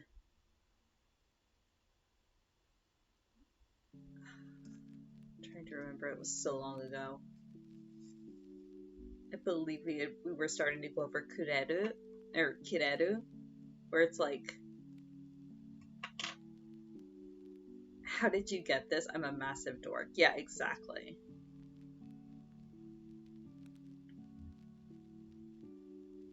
Like, yeah. Yeah, if I remember right, it was like the kureru, where it's like, can you do this for me? Kind of thing. And all of my peers were struggling to, like, comprehend it. And I was like, oh yeah, there's a Vocaloid song that does that. I know what this means. Oh, I absolutely still listen to Vocaloid stuff. I have a bunch of playlists saved on my Spotify. I am non-ironically planning to get Vocaloid lyrics tattooed on my body at some point. That one in particular, I believe, came from Akuno Metsukeshe. Why am I not able... Akuno Metsukeshe... It's because I'm too used to singing it. Servant of Evil, which was the sequel to Daughter of Evil, that I was like obsessed with in university, but is also still a really good song. The one I'm planning to get tattooed is lyrics from Rolling Girl. Just because that song has been such a mantra for me in my anxiety, and just learning how to manage my anxiety. In particular, I'm planning to get moikai. Again, I'm too used to singing it, I can't say it. Moikai, watashi wa kyou mo kore ga arimasu. So it's one more time, one more time, I'll go on for another day. And that's been such a mantra for me in dealing with my anxiety, where it's like, okay, today sucks. I just need to get through tomorrow. Yeah, so that song has a lot of meaning for me.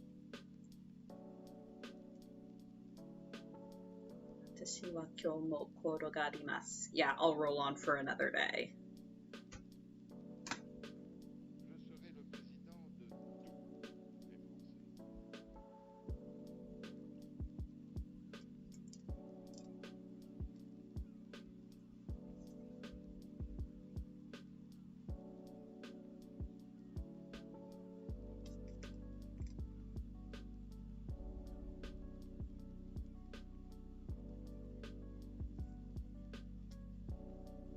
One that's like 3 parts. There's several. The one that springs to mind immediately is Kokoro Kiseki.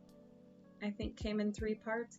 Yeah, no, exactly, Kitsune. That too.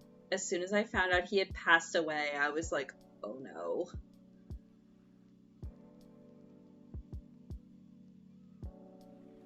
Oh. Yeah, that's a mood yalk. There's just something about Vocaloid. I don't know.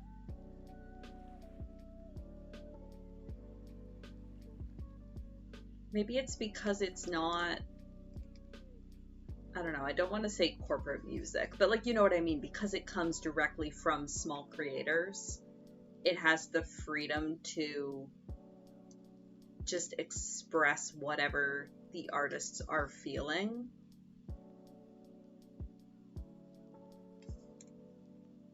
And so it's a little bit easier for it to connect straight to someone's heart.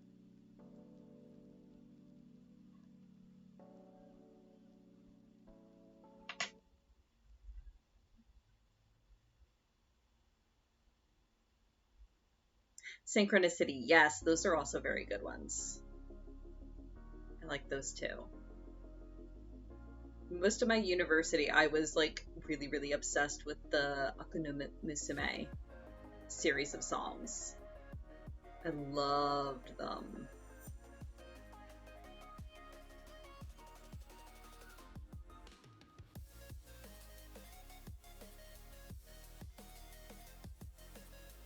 Oh, okay. Aoyar isn't Vocaloid. Okay, fair enough. I didn't recognize the name right off, so I wasn't entirely sure. It definitely sounds like it could be the name of a Vocaloid song. Oh! Goodness, noon already?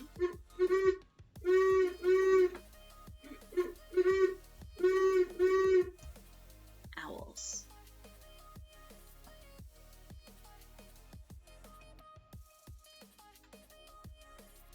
Ah, yes, Happy Synthesizer is another good one. Yeah, like... Oh, Vocaloid is so good. Alright, I will take my break. I'll be back in a few minutes. Oops! If I don't manage to knock my camera over in the process. I'm going to go grab a quick nom. Everybody else get up, stretch, maybe listen to your favorite Vocaloid song, and I will be back in a couple minutes.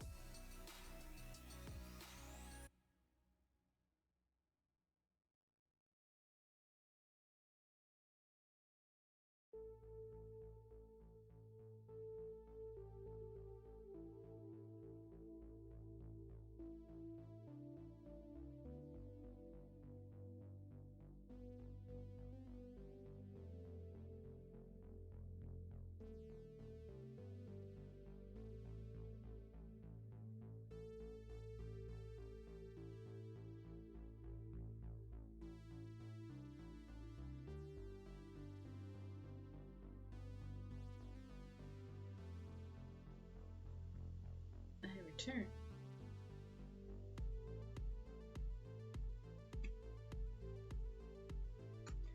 On the subject of Vocaloids, it just reminds me that Kara and I actually have Miku and Luca wigs. We've just never gotten around to actually doing the cosplays to go with them. I really want to do a Miku photo shoot at some point.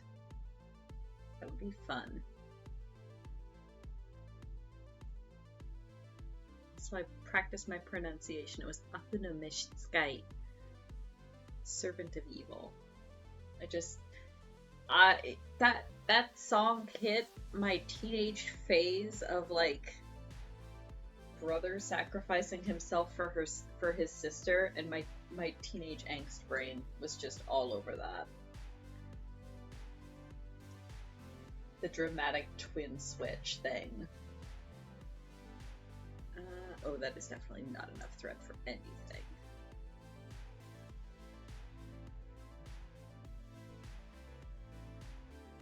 Oh, also, I remembered to grab... Here she is. My little amigurumi Jigglypuff. She's very cute. But you can tell I ran out of yarn. I had just enough pink yarn to do the rest of her. She does not have nubs. And Kara refuses to let me add a mouth, because she says it's funnier this way.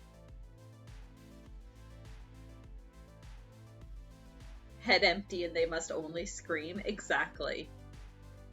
Have no mouth and I must sing.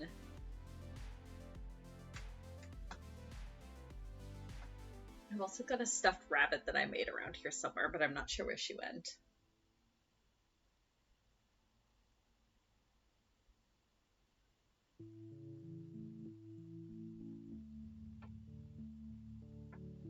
Oh yeah. I was saying Sundays. I should start doing Japanese picture story time. It's so cursed I could die. Yeah, I mean, yes. Do you still want me to put a light bulb in it? It would probably do the same thing, where the eyes are opaque.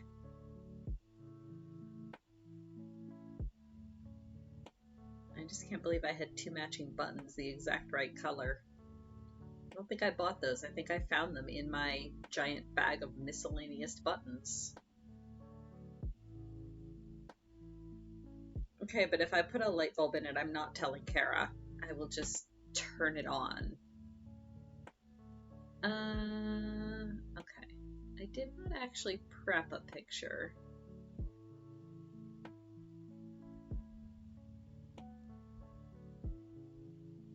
Oh, a glittery pride pupper. That's a good morning dancer. Or good evening, I suppose. Good afternoon even for me.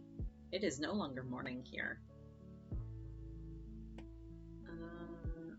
Yeah, all Furbies are cursed. I'm sure mine is still lurking in a closet somewhere at my parents' house. Okay. 1 second. Stand by. I'm still here. I did not actually prep a photo for today's story time, so I have to actually find one quickly. I don't know. What kind of story do you guys want to hear today? I can pull up a pretty scenery photo. I can pull up... Maybe I'll pull up one of the... Maybe I'll pull up one of the pics of the city where I was living, so you can kind of get an idea.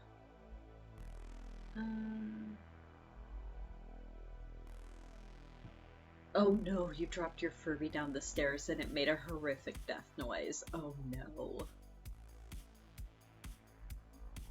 Curse things in the life of Kara and SJ. Yeah.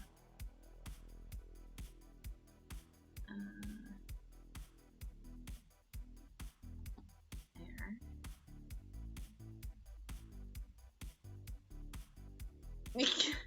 I mean, yeah, that's fair too, Kitsune.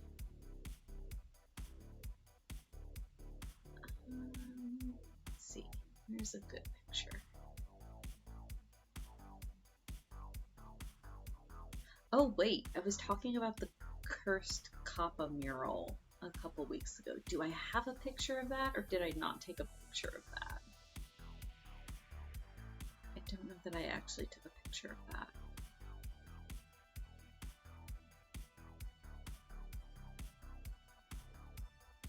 No, unfortunately, I don't think I have a picture of the cursed mural. But what I do have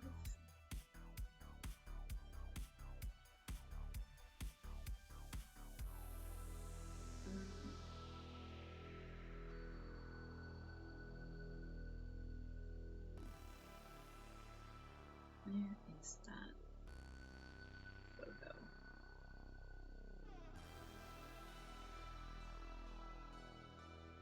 There we go. That'll work. This is going to be huge. I will have to resize this.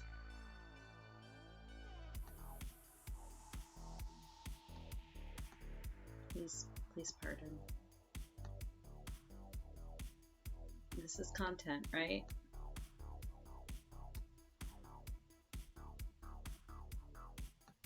Cloud. Sky.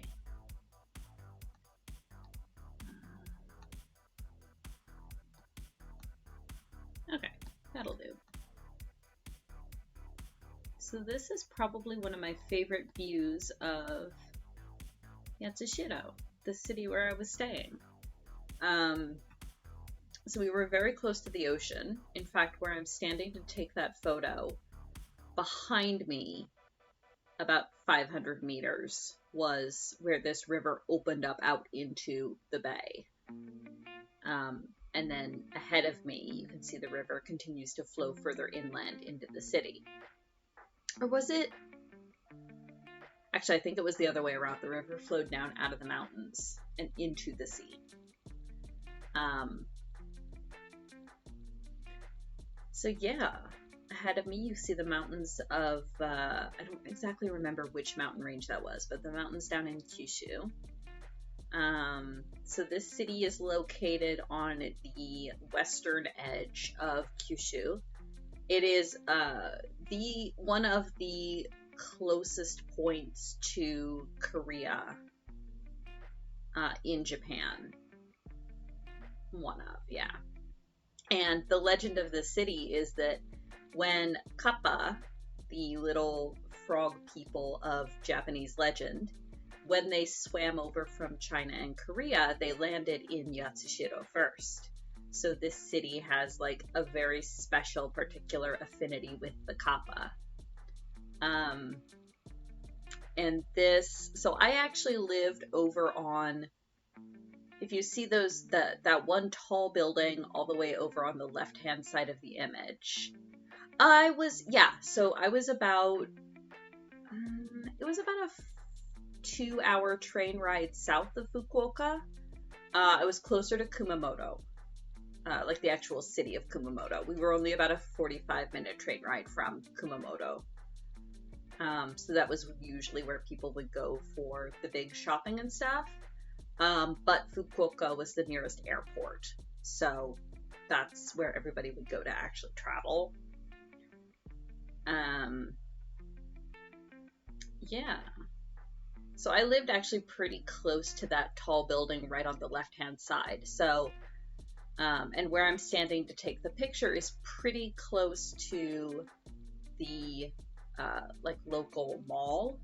So when I had to go shopping, I would bike across that bridge that you can see sort of right there in the middle of the photo, and then come down this path along the edge of the river down to the mall to do my shopping. But yeah, right along this river pathway was one of my favorite places in the city. Yep, I was in Yatsushiro for 5 months in 2009. So yeah. It was a beautiful place. I've got plenty more scenery pictures. And I do really miss it. I would love to be able to go back at some point.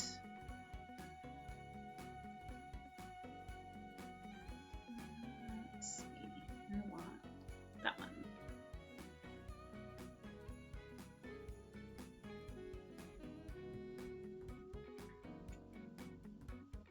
I don't think I ever got to visit Tsushima either. Because like I was saying, I think a while ago, I was there to teach English. So a lot of my time was spent working, and I didn't really have time to just travel and be a tourist. Um, like being down on Kyushu, I really wanted to try to make time to visit Hiroshima and Nagasaki, and I just never had time to.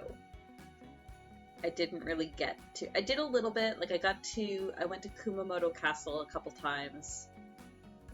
You'll see pictures of that. I went to Mount Aso, which is like a fairly famous volcano, which actually just erupted a few years ago. Like properly erupted. Didn't do too much damage, I don't think, because it's in the middle of sort of a national protected area, so there's not really settlements right around it. But yeah, fully erupted with like lava and everything, which was wild because I've got pictures essentially standing on the rim of it, which I'm sure I'll show you at some point.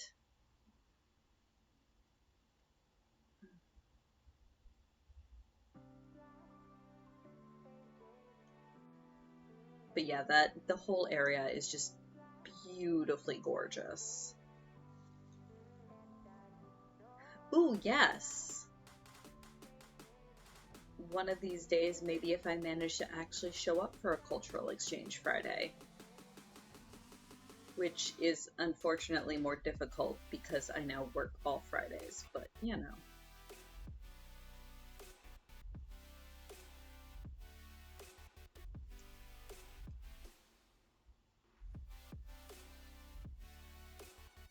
Oh, okay, okay. I went to Kumamoto a few times. Like I said, I got to go visit the castle a couple times. And some of my students took me downtown to do like shopping and stuff. We'll hold a North American time frame afternoon exchange. That would be fantastic. We should totally. Yeah, no, the whole area, like around Yatsushiro, it was surprisingly rural and like just absolutely beautiful landscape. Like I remember driving through the mountains and my sensei pointing out to me that they had planted yuzu groves into the side of the mountain. Like not terraced or anything, just anywhere there was a little bit of space for a yuzu tree to cling, they had planted a yuzu tree. And then to actually harvest the fruit, the workers would actually rappel down from the top of the cliff with a basket on their back to be able to pick the fruit. Like it was incredible.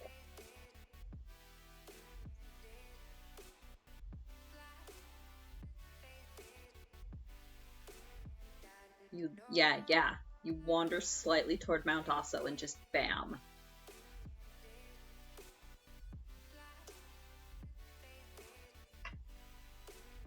And like even in Yatsushiro, Kumamoto was a little bit different because Kumamoto is pretty built up. It's a pretty modern city. But like even in Yatsushiro, you would have the downtown area that's like modern high rise, well, modern-ish, probably built in the 80s, 90s, high rises. Uh, Mostly like concrete buildings, 6, 7 stories kind of thing. But then you wander 2 blocks away and you're immediately in very traditional Japanese housing that's hundreds of years old. Like you could see a little bit in that picture that I showed, where like a lot of the housing and stuff is still the very traditional Japanese style. I was so lucky to get to live there, and I would love to be able to go back and visit.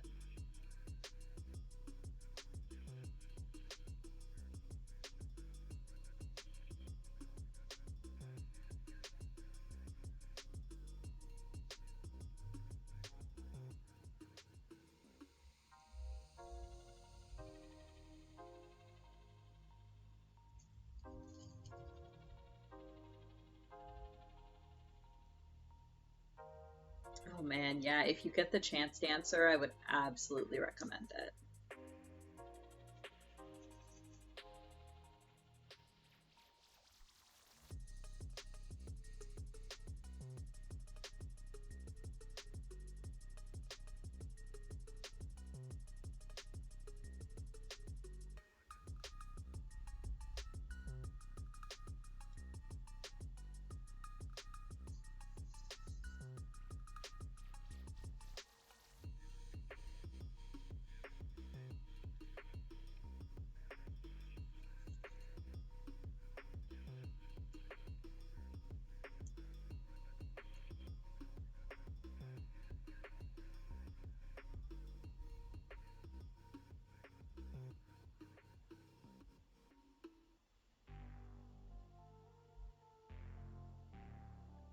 Oh my gosh, yes. The Kennedy Space Center is incredible. So I'm a huge, like, NASA and space geek, as is my dad. So, of course, when we went down to Florida for a family vacation, yeah, we also did Kennedy Space Center, and it's so cool.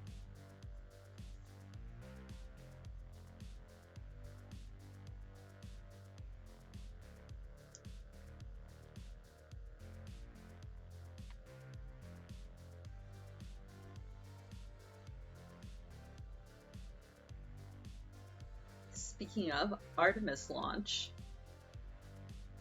I didn't get to watch it, and I'm so mad. I was at work. I meant to like turn it on and kind of have it in the background, and then I got too busy, so I didn't get to, unfortunately. Oh no, it got scrubbed again? I hadn't seen that. Because I knew it got delayed the first time and they had rescheduled it. I hadn't seen that it got scrubbed again. Oh, that sucks. Was it weather again? Or I guess the first time it was aircraft malfunction, sort of. But also weather. Oh no, again? Oh. Well, I hope they... I'm glad that they scrubbed the launch then. Rather that than risk anything going amiss. I think so? I'm trying to remember. I remember hearing something about a leak beforehand, but I don't know if it was in the liquid hydrogen or if it was in another of the systems. Maybe try again Monday or Tuesday? Okay. Well, if it's tomorrow, I'll definitely put the live stream on. If it's Tuesday, I might try anyway.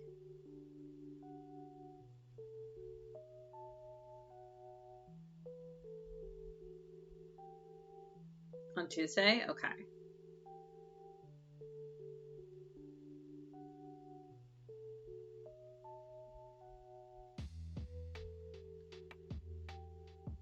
Sigh. Well, it'll get off the ground eventually. I mean, that's what preliminary launches like this are for, is for working out the kinks and the bugs.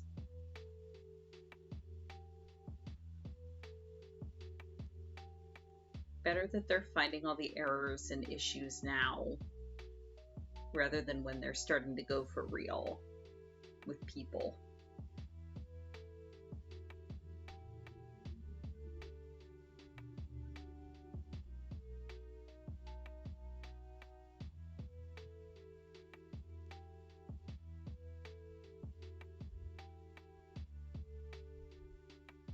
I need to actually pay more attention to the Artemis stuff. It kept sneaking up on me. I've been so busy with everything else lately.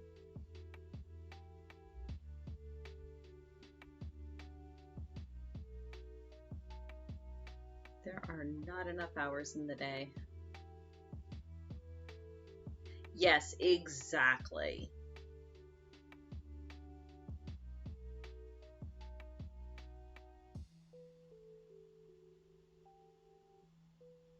I just hope that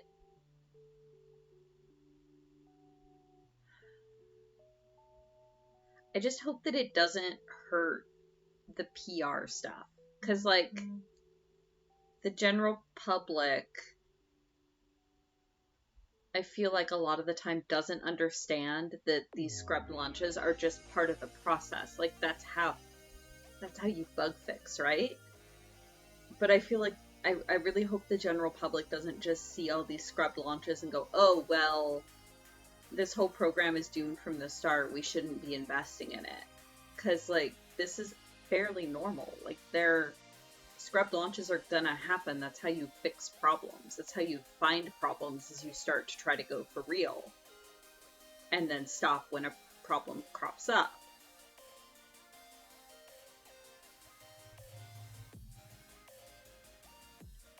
Exactly. Yeah, there's no other way to test them than to set them up and get them going. Um, I'm just afraid the general public is going to look and be like, oh, well, they've had X number of scrap launches. They're just a waste of money. You know? I really hope that's not the way that it goes. Most investors will know. Yeah, that's true. I hope so.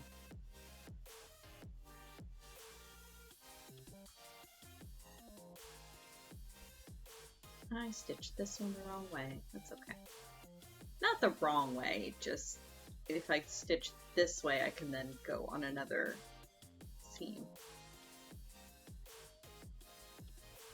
Certain the exact, oh yeah, for sure the exact same thing happens with planes, but they're not as much in the public eye as what the Artemis launches are, I guess, if that makes sense. It's not like it's not like they broadcast plane tests on CNN, you know?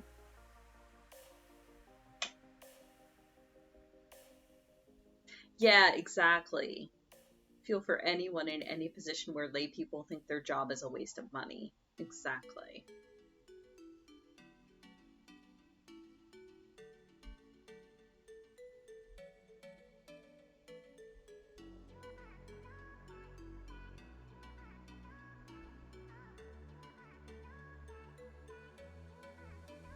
Oh no. I'm so sorry to hear that, Merlin. Are they still waiting on lost luggage?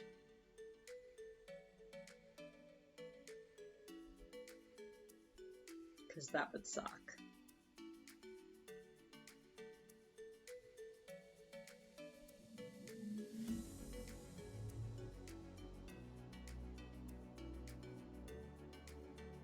Thankfully, no lost luggage? Okay, good. Still, though, terrible travel experiences. Ooh, yup. That sucks. Did they get stuck overnight there then?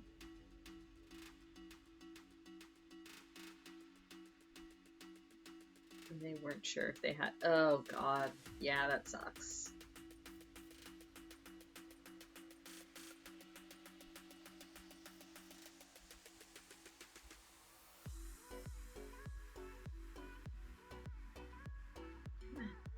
Nope. There we go.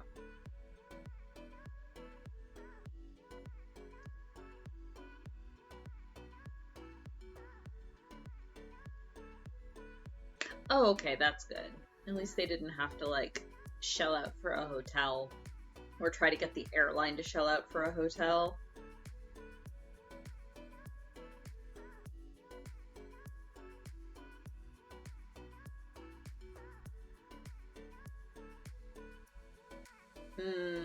Yeah, that's rough, Yelk.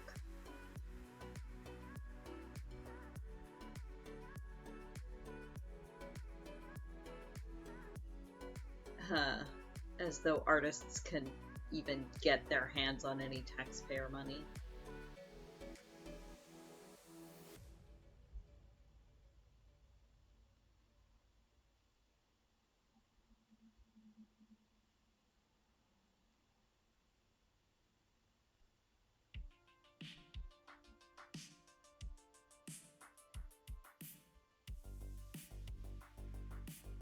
I'm gonna guess a lot of that played into the caveat of when I still spoke to my father.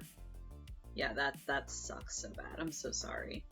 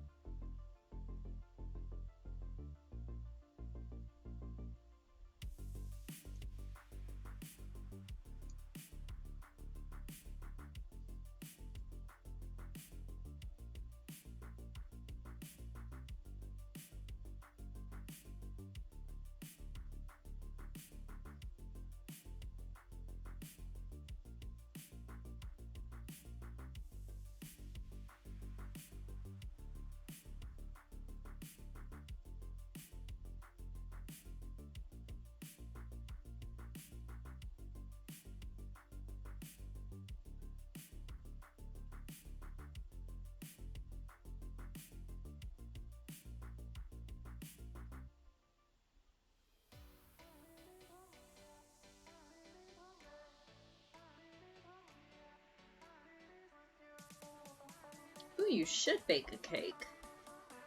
What kind of cake? Or are you looking for recommendations on cake?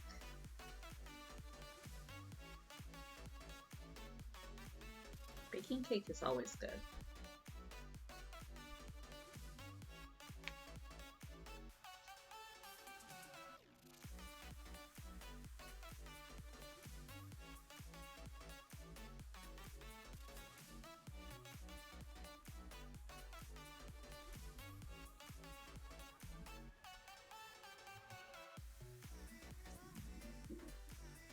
Do you have a lot of honey and cornbread? That would make a good cake.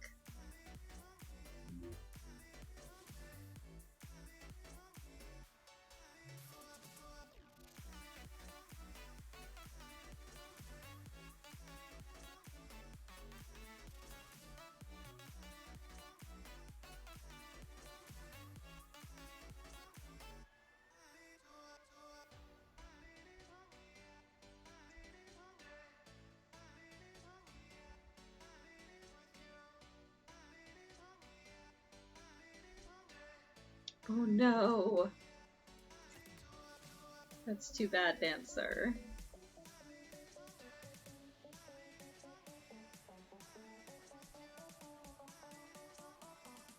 I'm okay at baking. I'm not great at just like cooking. That's Kara's thing. Kara does the cooking and I'll do the baking. Also, yes, typing hard. You're fine, Merlin.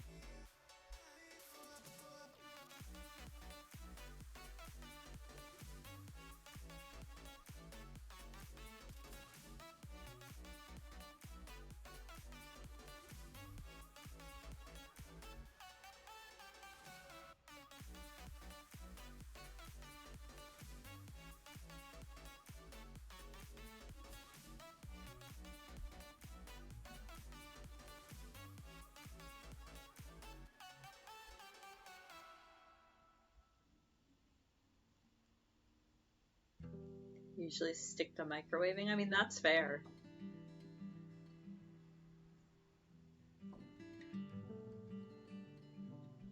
If that's what works and makes you feel the most comfortable, go for it.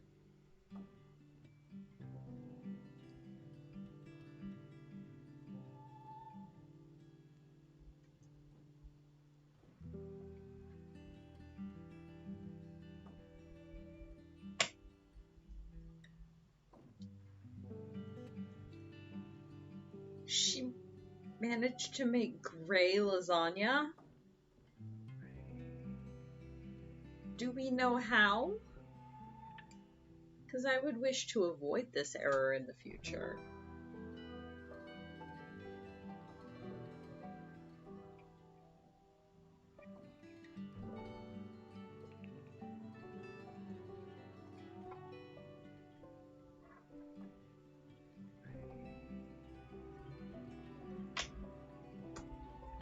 It remains a mystery to all. Oh dear. Do we mean like gray noodles or like gray throughout? Because managing to make gray tomato sauce is very worrying. Also, how did it taste? Did anyone try it? Oh god. Gray throughout. Oh dear.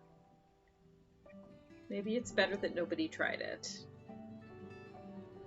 Now I'm hoping nobody tried it.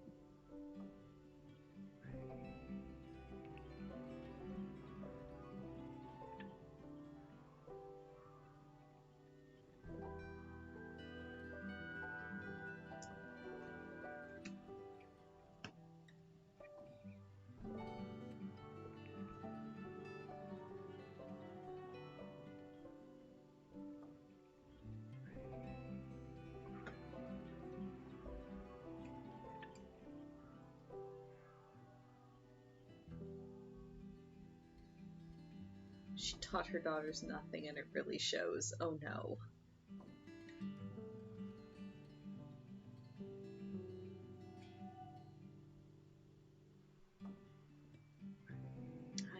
such a fluff.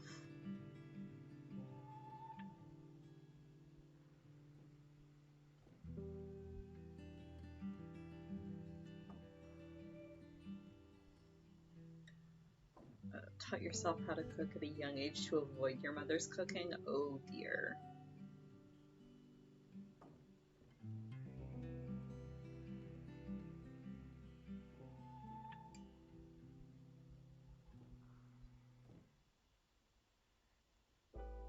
Mixed up the fish pie and the fruit pie, oh no.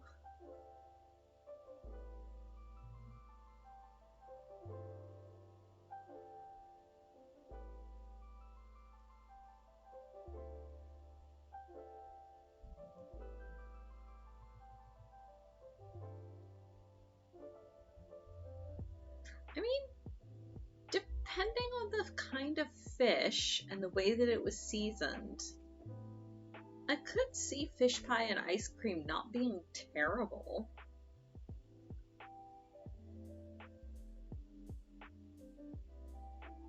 Yeah. I could see it working depending on what kind of fish and what kind of ice cream. If it was like a nice, rich vanilla ice cream, I could see it working.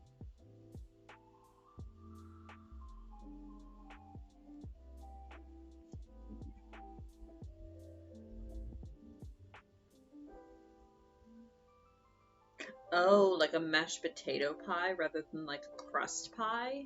Oh, interesting.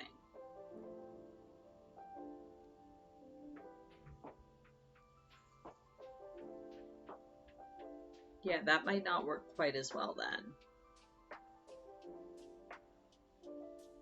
But also, if it was the kind with a mashed potato on it, how did she mix them up?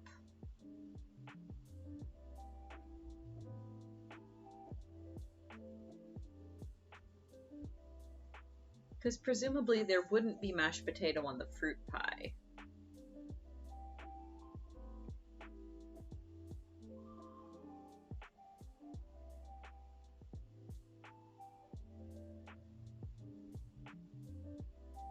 Tomato ketchup with ice cream? Oh god, yeah, that sounds horrible.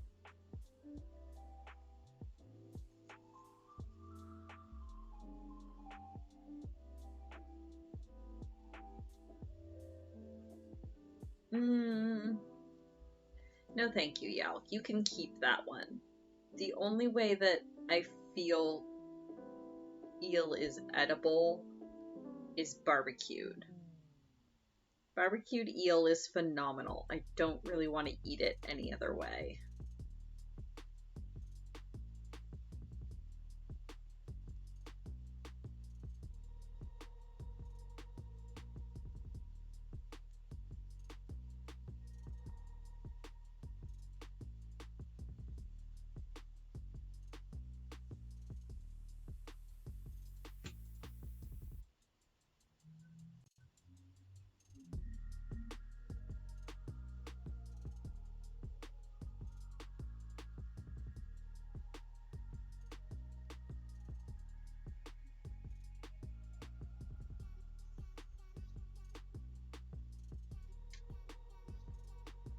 Yeah, unagi don is delicious.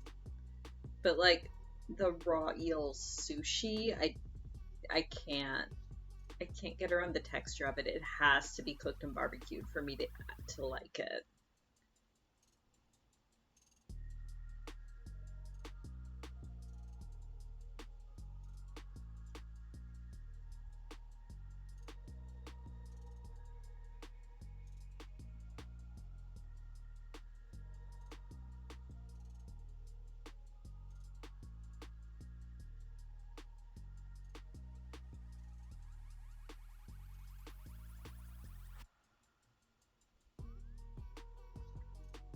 Go shower, Yalk.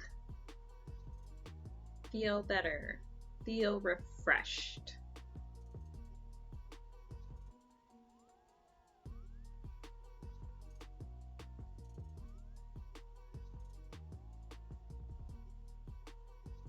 And that's an order.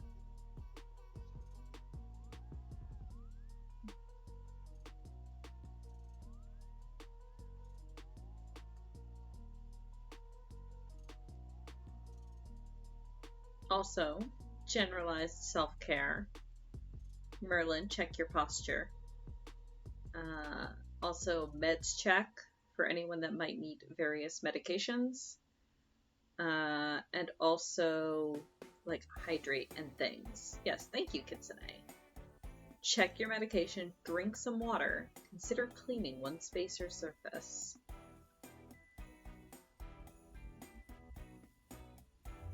I think after stream, I will clean our bathroom sink. Because I did the mirror the other day, so now I will do the sink and the countertop. Because I've found that if I look at it all at once and go, I need to clean the bathroom, it's too overwhelming and too big, and then it never gets done. But if I do it bit by bit, where it's like, okay, today I'm going to wipe down the mirror, tomorrow I'll wipe down the counter, then it actually starts getting done. So, saying it out loud so I will be accountable. I will wipe down the sink and the countertop today.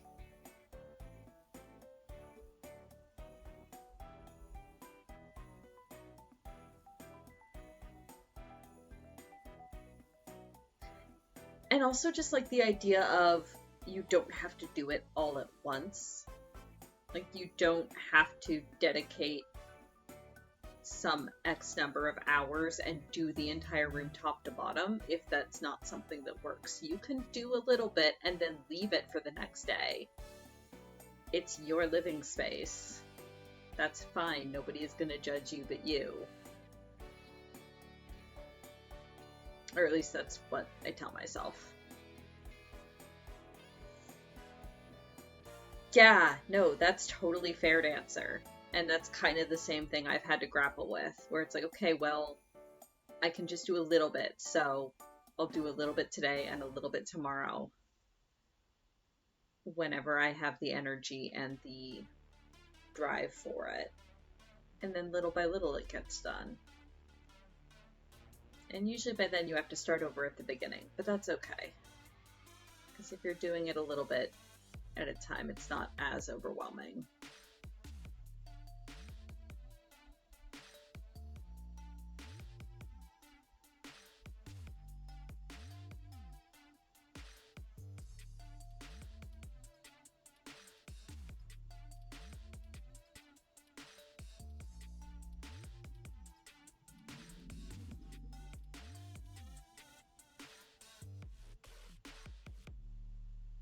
No one will judge me but myself, but wow, will I judge me. Oh, why you gotta call me out like this, Kitsune? You're not wrong.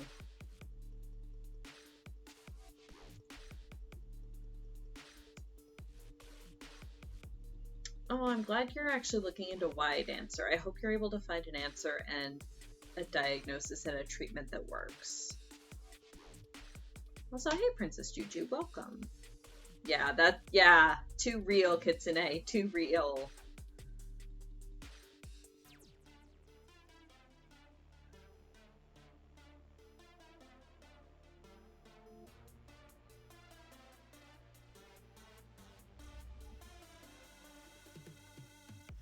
I think maybe we share brain goblins, Kitsune. They might just be co-locating.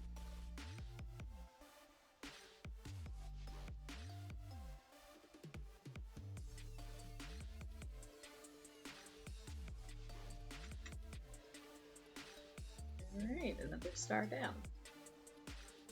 On to the next. They're on exchange programs? I know. I wish they'd cut it out. I wish they'd get lost in transit like luggage. No one judges me more than me. Yeah.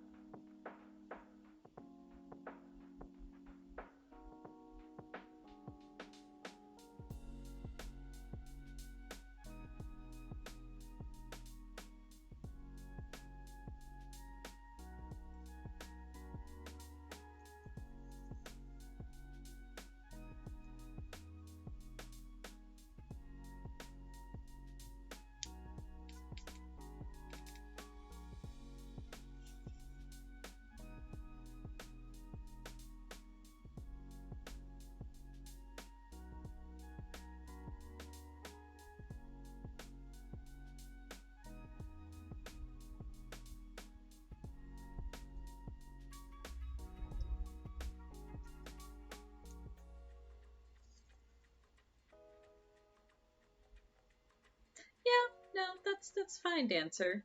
I've got like 8,000 in mine. Well, because the thing is, they pop up as notifications on my phone, right?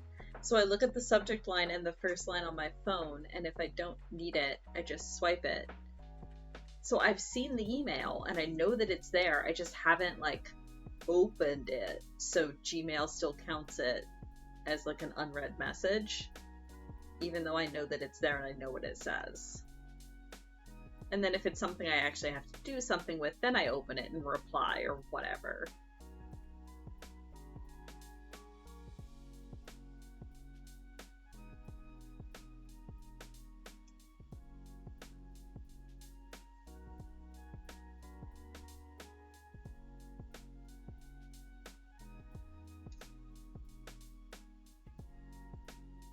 That reminds me, I need to adjust my Twitch notifications because it keeps sending me emails when people go live. And I'm like, no, thank you, Twitch. Please no.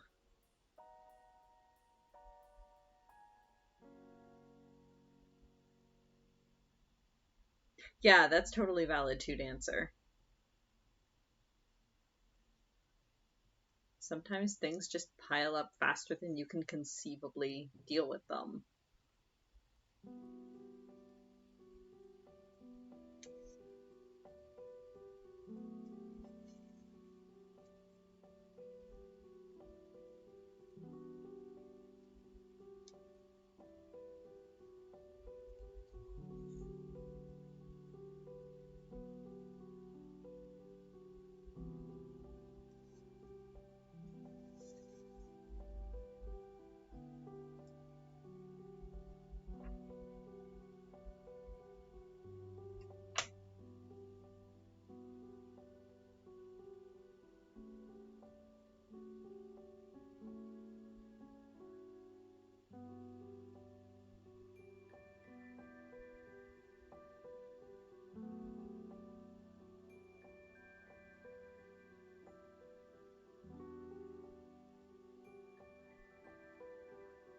Oof, yeah, that's fair. I mean, I have notifications for most of my servers turned off.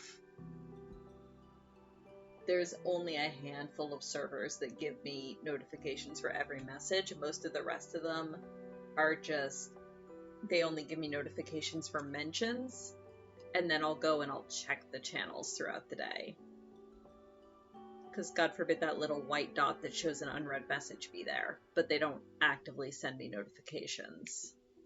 Because yeah, that would be way too much.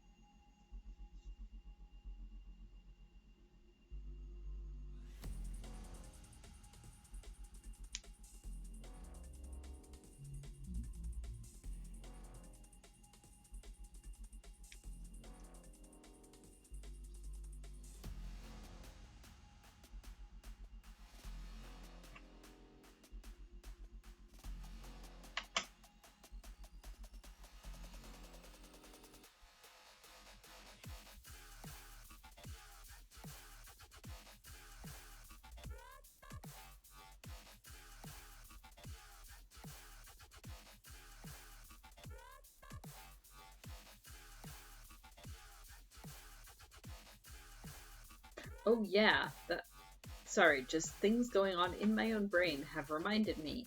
Um, Next Sunday, there will not be a stream, unfortunately. Well, I shouldn't say that. There may be a late stream, but there probably won't be a stream because I'm at a bachelorette party 2 hours away Saturday night. And the plan is to stay over till Sunday morning and drive back Sunday morning, and I can't imagine we'll be coming back all that early. So most likely no stream next week, unfortunately. I will be here Tuesday and Wednesday, as usual. But there won't be a Sunday morning stream. Also, hey Dobby, good evening. How are you doing?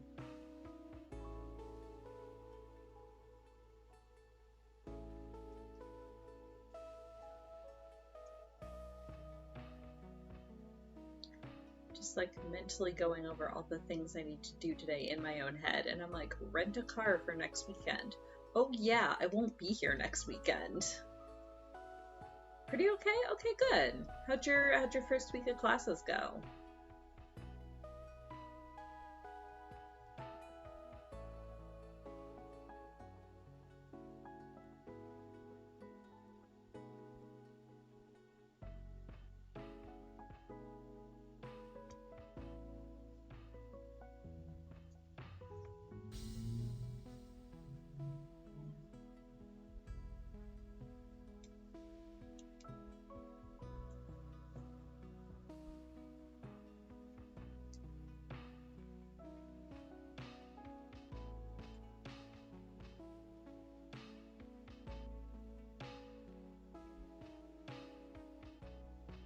Good to get some structure back. Yeah, I totally understand that.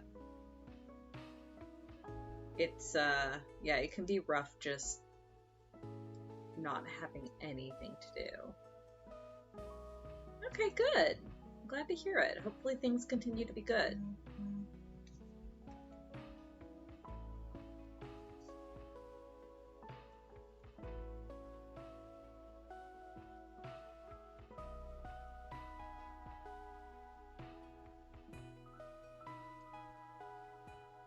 Yeah, summers were always rough for me in university too, especially since I was moving back home with my parents for the summer.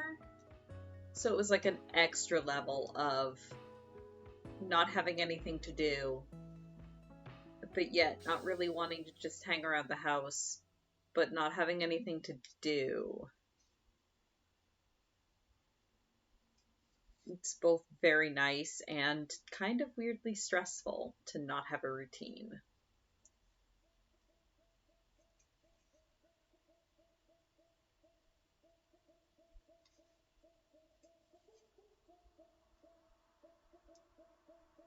My phone just buzzed at me, but I suspect that was a Julie going live notification.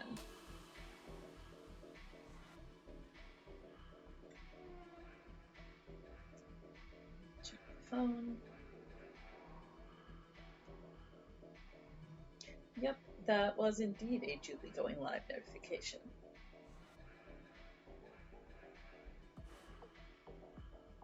Which we will raid her at 2. Yeah, Julie just went live. We'll raid her at 2. I probably won't be sticking around because I haven't actually finished 6.2 MSQ myself. Yeah, it looks like she'll be doing 6.2 MSQ today.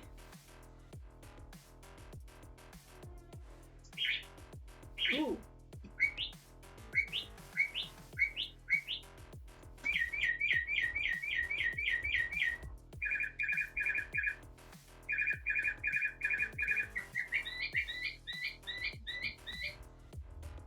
Yeah, I totally feel that, Dobby. At least staying in the dorm, you had the freedom to hang out with us in North America if you wanted. Which I'm betting you wouldn't have been able to do as much if you'd been at your parents' place.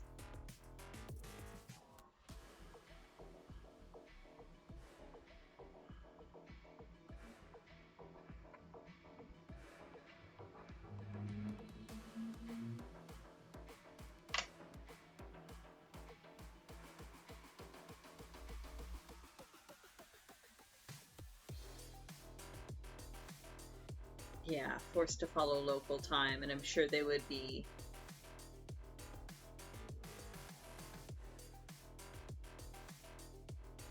more stringent with please don't make noise during the times we are sleeping kind of thing. Yeah. Well, I'm glad you got to spend the summer hanging out with us, even if I wasn't around super much.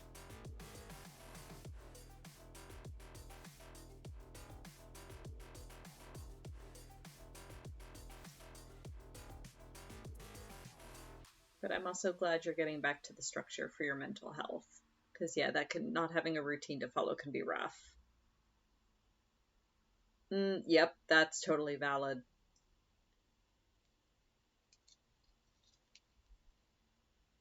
Yeah, because I'm sure you've got everything arranged exactly how you want it in your dorm, rather than just sort of making do with whatever space you would have otherwise.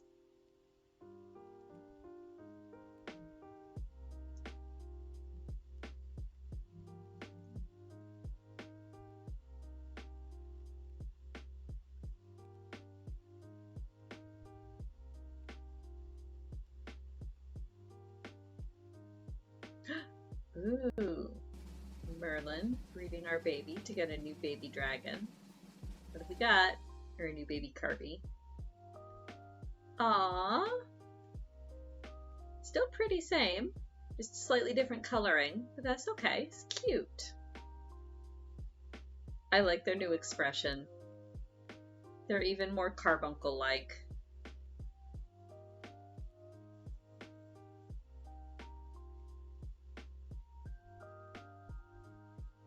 You can hear the single brain cell bouncing around in that little carbuncle's head like pong notes.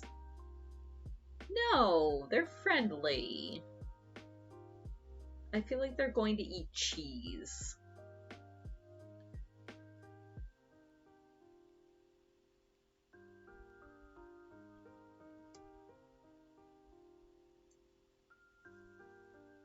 Like, look into those little eyes. You can just hear the pong noises. Bloop.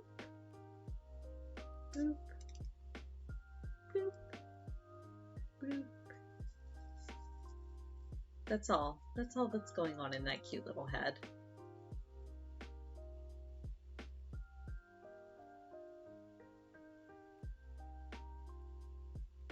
It is a very Jigglypuff color, though, which I am slightly concerned about.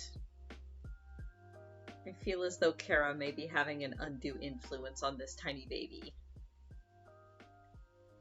Yes, they just have the me music on in a continuous loop in their head.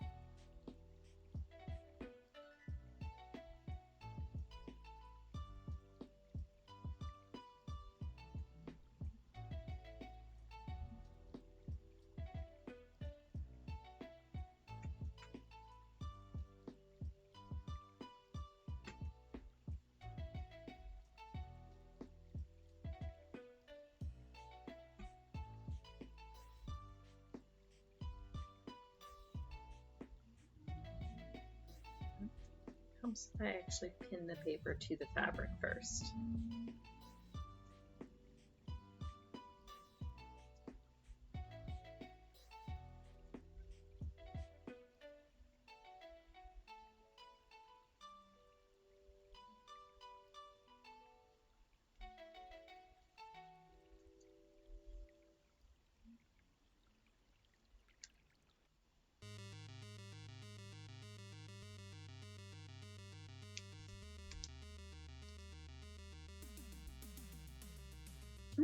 Yeah, exactly, Kitsune. Although, because I never played on the Wii a super amount,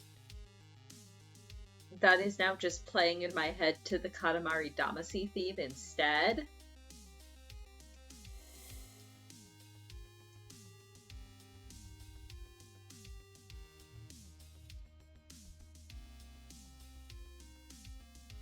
Which is also valid.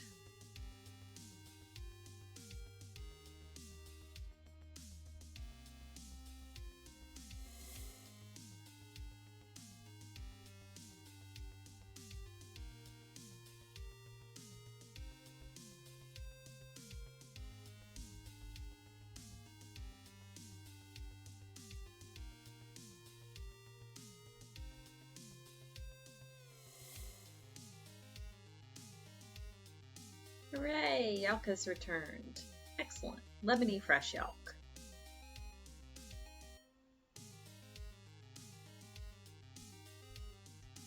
Welcome back.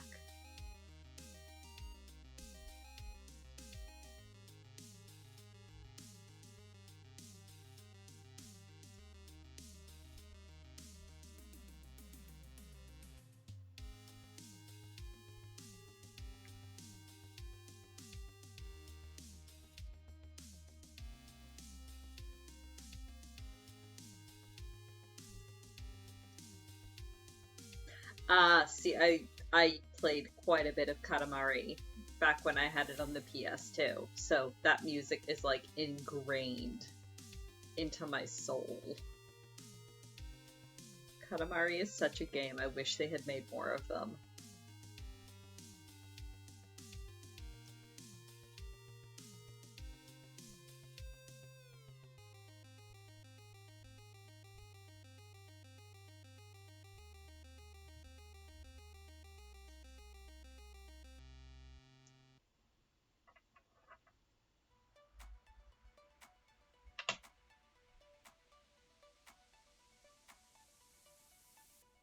Ooh, Crash Bandicoot. I never played those much. My brother did, I think. I was never great at like the platforming and action-y games, so I never played them. Like, it's weird. Like, I played a little bit of like Super Mario and stuff because I play it with my friends. Yeah, I never really played like my siblings did. My siblings played Spyro, Crash Bandicoot, Ratchet and Clank, all of those sorts of games. I never really did. I was always, like, when I was younger, it was very much turn-based RPGs or nothing. Because like, games like Spyro, I'd have a lot of trouble with the controls, and I would just, like, you know, keep missing jumps over and over, and then I would get frustrated enough that it wasn't fun, so I just didn't play those. Oh yeah, Mario Kart though. My siblings and I would spend entire afternoons just destroying each other at Mario Kart.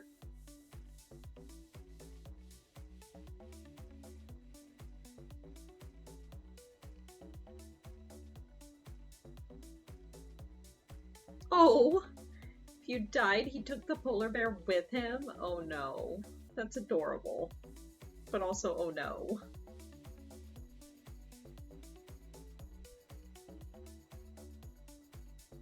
I remember the first time I was ever exposed to Mario Kart.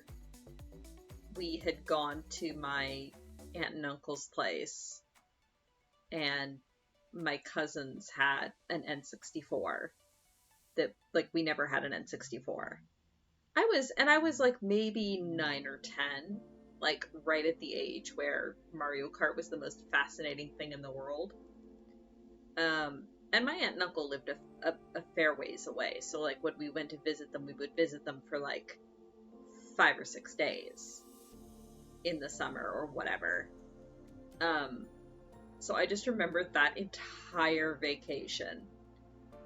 My siblings, I think, were a little too young to play, but my cousins were all older than me and happily indulged me playing Mario Kart for like a week straight. on the N64. So then, years later, when we finally got a GameCube, I was like, okay, I want Mario Kart, and Double Dash was like one of the first games that I bought.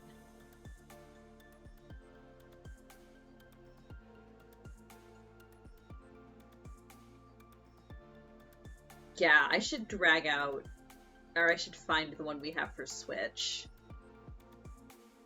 and see if I can entice Kara into a few rounds.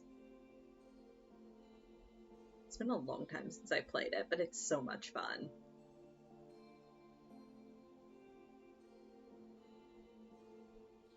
I was never good at Smash either. See previous statements about controls being difficult.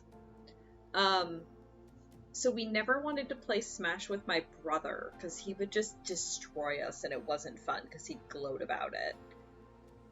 But my sister and I used to play Smash, but we would call it Pokemon battles because we would have it set to a high item spawn, Pokeballs only. And the rules were we weren't allowed to touch each other. We would stand at opposite ends of the stage and just throw Pokeballs at each other and pray to RNG. And whoever got the better Pokemon draws, eventually you'd draw something that would just wipe the other person off the screen. It was actually kind of fun to just sit there and wail on each other with Pokeballs and deliberately not fight each other. Except through Pokeballs. Oh yeah, you could try and dodge. You could try to like if the Pokemon that came out was attacking you, you could like run around and try to mitigate damage, but you couldn't actively attack the other player. And you generally had to stay on your side of the stage.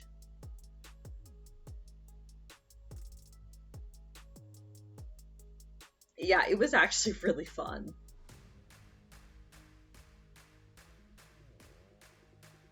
It was very much this is not how the game was intended to be played, but man, is it fun.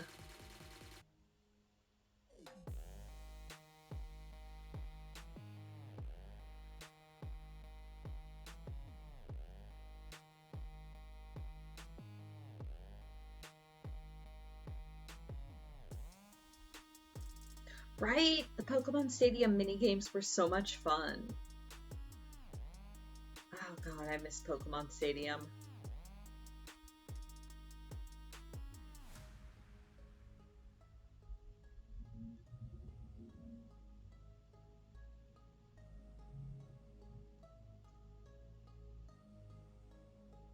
Yep, same. We always just did the minigames. Again, though, I never had an N64, but I remember we would go to the Best Buy or the Toys R Us, and they would have the consoles set up with Pokemon Stadium in them, and I would always want to run over and play the mini games for a while. I think a friend of mine had an N64 in Stadium though, and sometimes I would go over to her place and get to play it, but that was pretty rare. Because usually I think when we went over to her place, we would want to be doing other things rather than just playing the N64.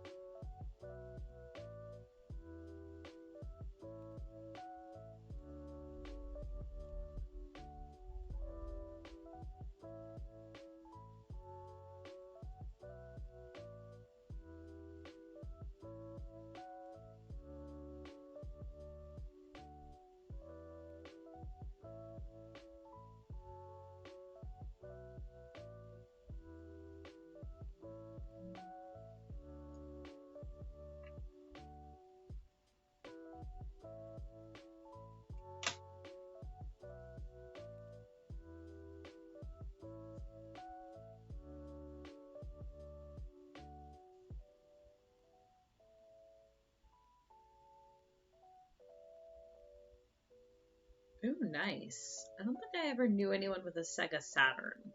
I had my one friend that had the SNES when I was like really young, like 7 or 8. And then I had a couple friends with N64s. And then the first like actual console that I had, I think, was a PlayStation 1? Yeah, we had a PS1. We got a PlayStation 1 and then a PlayStation 2. And for the longest time, that was it. But then eventually we got a GameCube. And then after that, I had moved out on my own.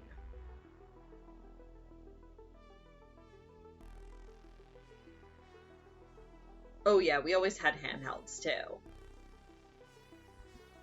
I don't think I ever had an original Game Boy, but like I had a Game Boy Color. And then an Advance, and then, yeah, etc.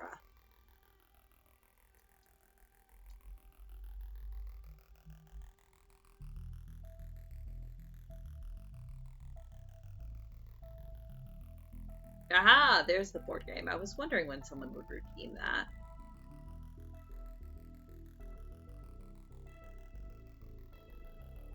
For the longest time, the only game that we had on the PS1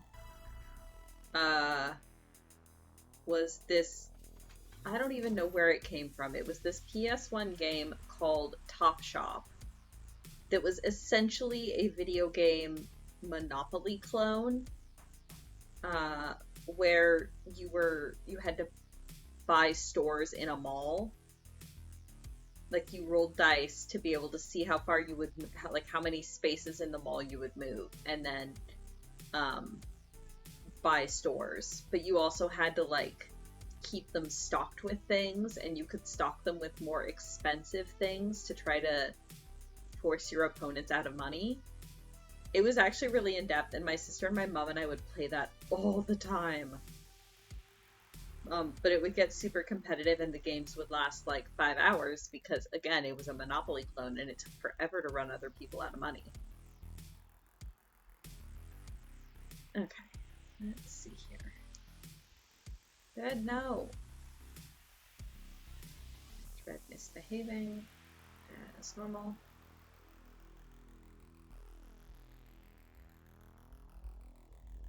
I have heard good things about Red Dragon Inn. I would be down for a game.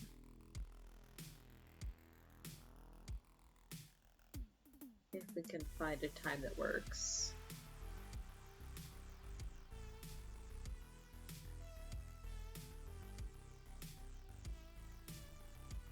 Yeah, I would have to look into how TTS works because I've never used it before, but I'd totally be down to play. Let me just finish this scene. And then we do the board games.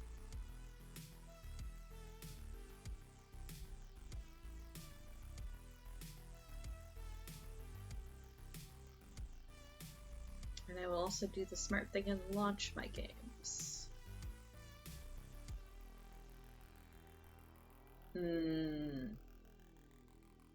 Not sure if I'd recommend people to give them money. Oh dear. I didn't realize TTS was a controversial thing.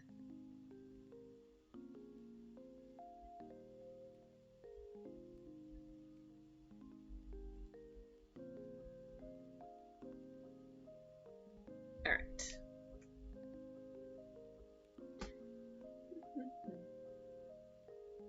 I want to go there. I want to hide that. I want to make sure it's on the right property. There we go.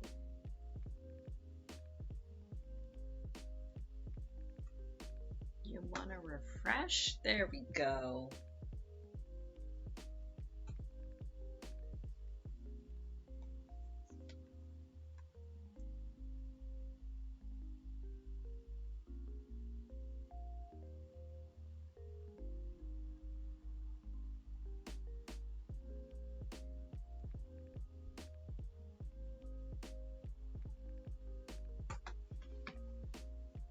All right.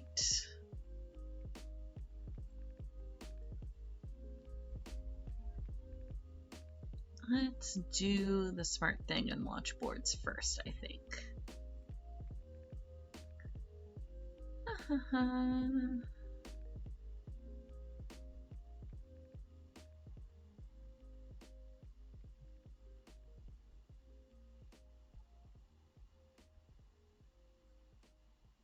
Oh, is it going to be one of those days?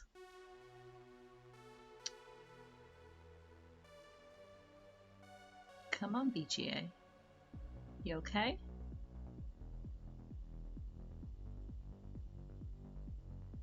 Yeah.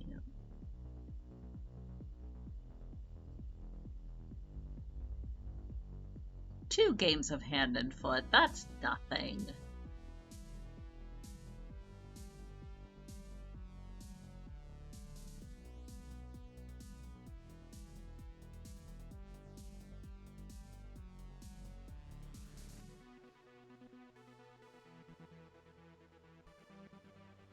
Like, I think I was in a good 4 to 5 games of hand and foot at one point.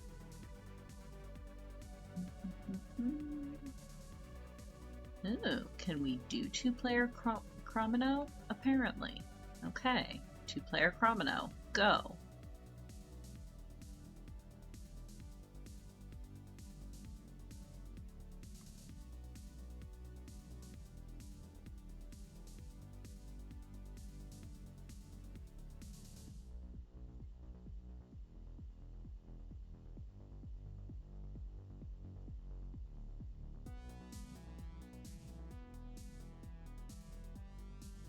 Stretch, hydrate, eat a thing. Help, I'm so tired I nearly fell asleep counting cash bags. Oh no. Kara, go have lunch. Also, hi, I love you. Go eat lunch.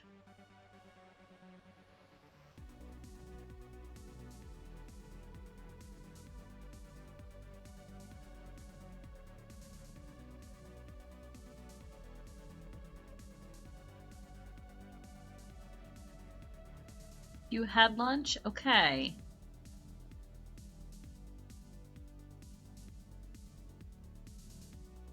Okay, as long as you did eat a thing.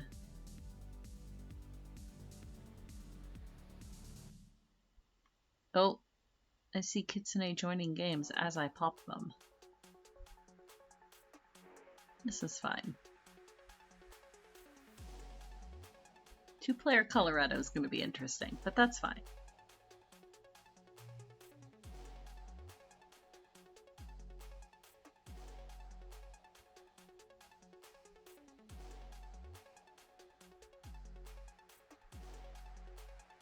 Okay, that one's just me. Oh, that one's open for joining.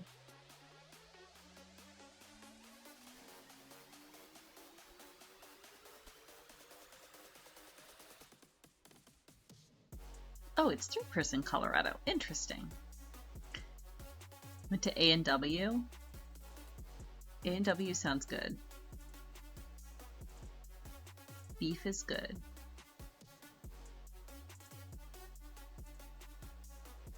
It's not a problem, Kitsune. It's just better be fast if you want into them as I'm launching them. Scroll, scroll, scroll. Oh no, I've scrolled faster than board game can load. Come on, BGA. I believe in you. That one's just me.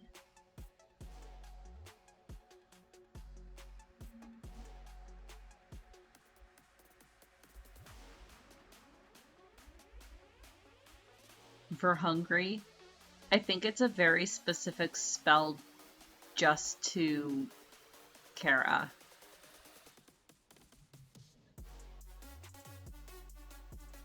How do you play talk? That's a very interesting question. I can give a quick tutorial when we get there. Essentially, oh no, unexpected error. We didn't manage to process your request fast enough. Well, thank you. Essentially, the cards are like your dice. That's how many spaces you can move. Some of them have special conditions to them, like the 4 will let you move backwards. The 5 will let you move somebody else's pawn instead of your own. So you kind of have to read over either the tooltips or the like the instructions at the bottom to see what the special cases are. But essentially, you need a 10 or you need a king or an ace to be able to get one of your pawns out of the little square of 4 and onto the board.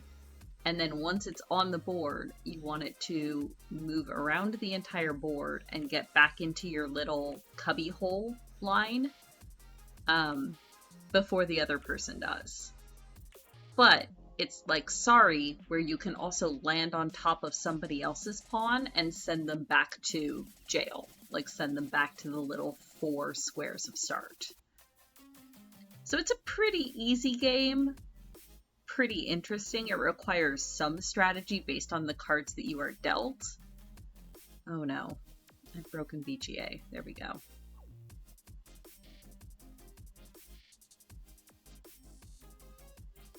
That might be it. Oh, no.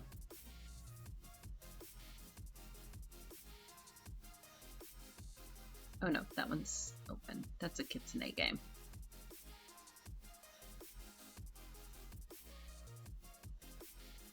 It's a very hungry is a very specific casting of Berserk. I believe that. Having been on the back side of that, I believe it.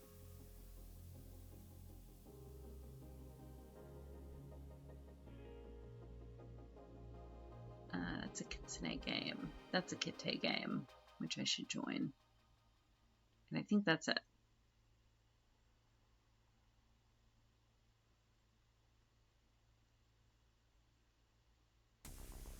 Go through my actual table list. Oh no, I want this one. View all current tables. Berserk, something like that. Check and make sure I actually popped all the ones I need to pop. Oh no. I've scrolled too fast again. There we go. It's a Kite game. That one started. It's a Kitsune game. Kitsune game. That started. That started. Yes, okay. I think that's all the ones I needed to start. Back to your cache cave. Okay, have a good time. I love you. See you when you get home.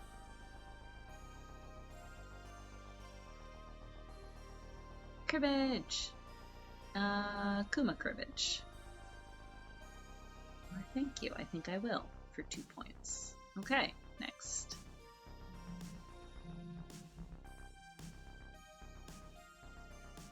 And Kuma Koi Koi.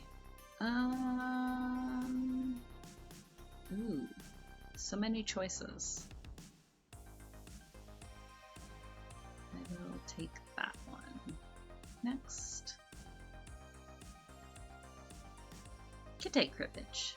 One of the Kite Cribbages is. Okay, next. Should do it. I was just thinking that earlier this week, actually, that I should set up another Koi Koi tournament. So maybe I'll do that soon. And if there's, I don't know, maybe we should take a poll and see if there's enough interest in another game to do a tournament of it. Let's just do that. I'll eat the 2 points. I'm losing anyway. It's already last round.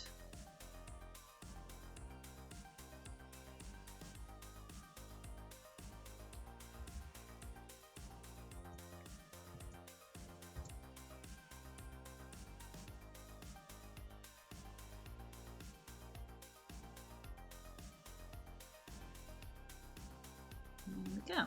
Okay, next.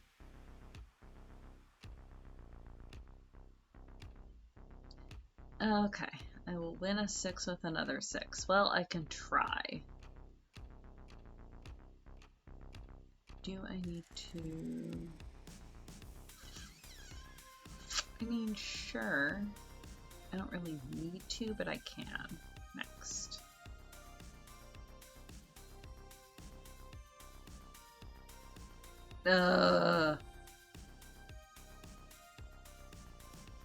Perfect, Kitsune. Amazing.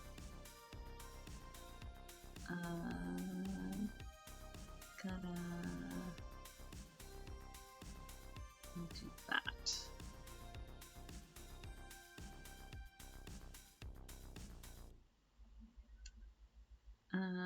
Kitsune Kwekwe. Don't have anything useful. Let's just do that. Oh, okay, that works. I'll take it. Next. Kitsune Cribbage. Can you tell I like cribbage right now?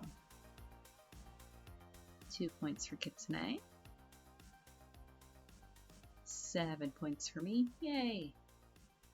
And who's crib? 6 points for me. Excellent. I'll take it. Oh, and that's game 1. Yes. Bahaha. Game 2. Okay, 2 cards for Kitsune's crib, huh? Let's do those. That was a close first game.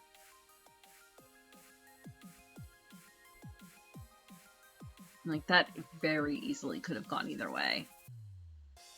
Yeah, I will take that. Thank you. Next. Ooh, oh good. Kite has wizards. Good, because I need to not trump on either of these. Next.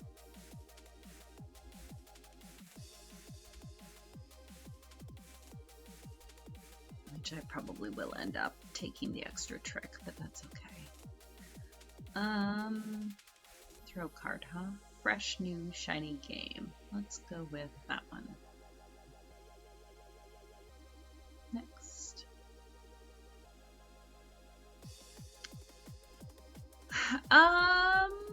Wizards is sort of like Hearts. I haven't played Hearts recently enough to actually speak to that.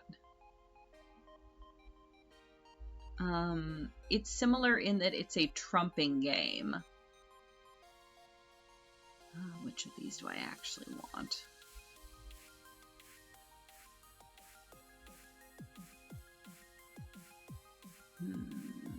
Yeah, let's do that one. It's fine. Yeah, more similar to spades without the partner aspect of spades. Yes, I will do that. Hexagon, yes, I will do that. Next.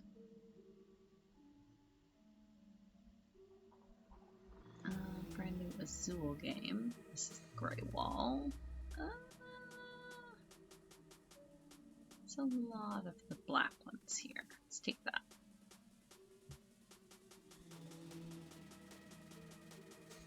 Yeah, so the idea is that you, at the top of the round, all you see is your own hand. And you have to bet how many tricks you think you'll take with the hand that's in front of you. And most of the time, and then you'll turn over the top card of the deck, and that's what trump is. Yeah, so trump will change each round. The wizards are the ultimate trump, so they'll take everything, and then jesters are the ultimate slough. Yeah, like Kuma's saying.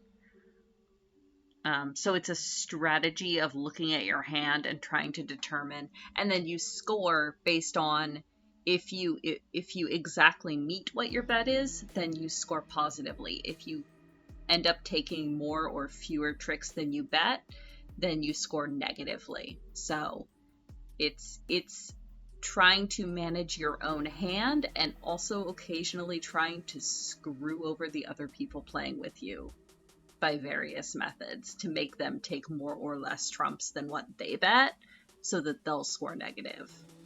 So you can play very aggressively, or you can play more passively and just manage your own hand and try to score points that way. Let's see, I have 3 engines here. 1, 2, No, I need a fourth engine to be able to get any of my reds up there. In which case, let's deliver this purple. 1, 2, 3. Complete. Next.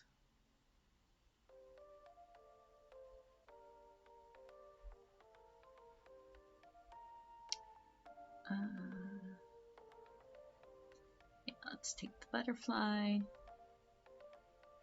Next.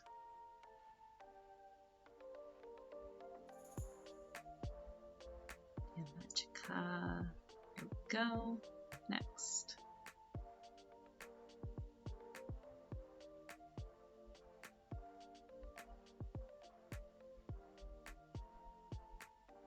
I am green this round.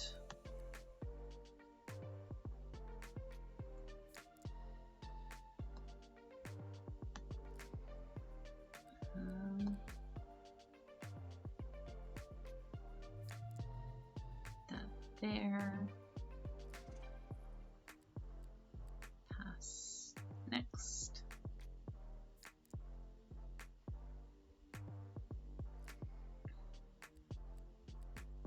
Aha. Let's see. Put that there. That there and that there. Confirm.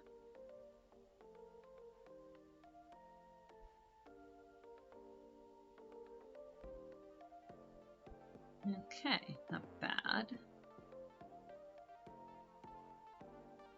And I get first pick. I want 4 blues, don't I, to finish that column. Okay, convenient amount of blues. Confirm, and next.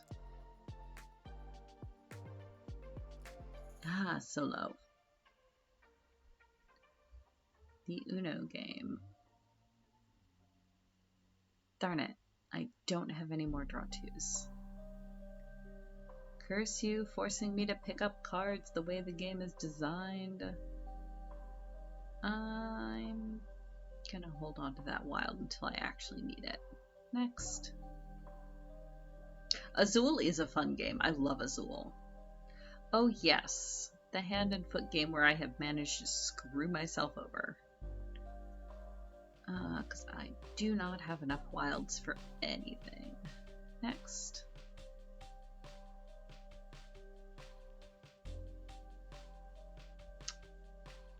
Right, this one. Yes, let's just do that. Next.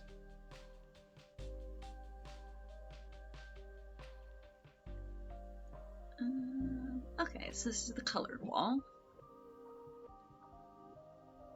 So let's do, there's a lot of blues on here.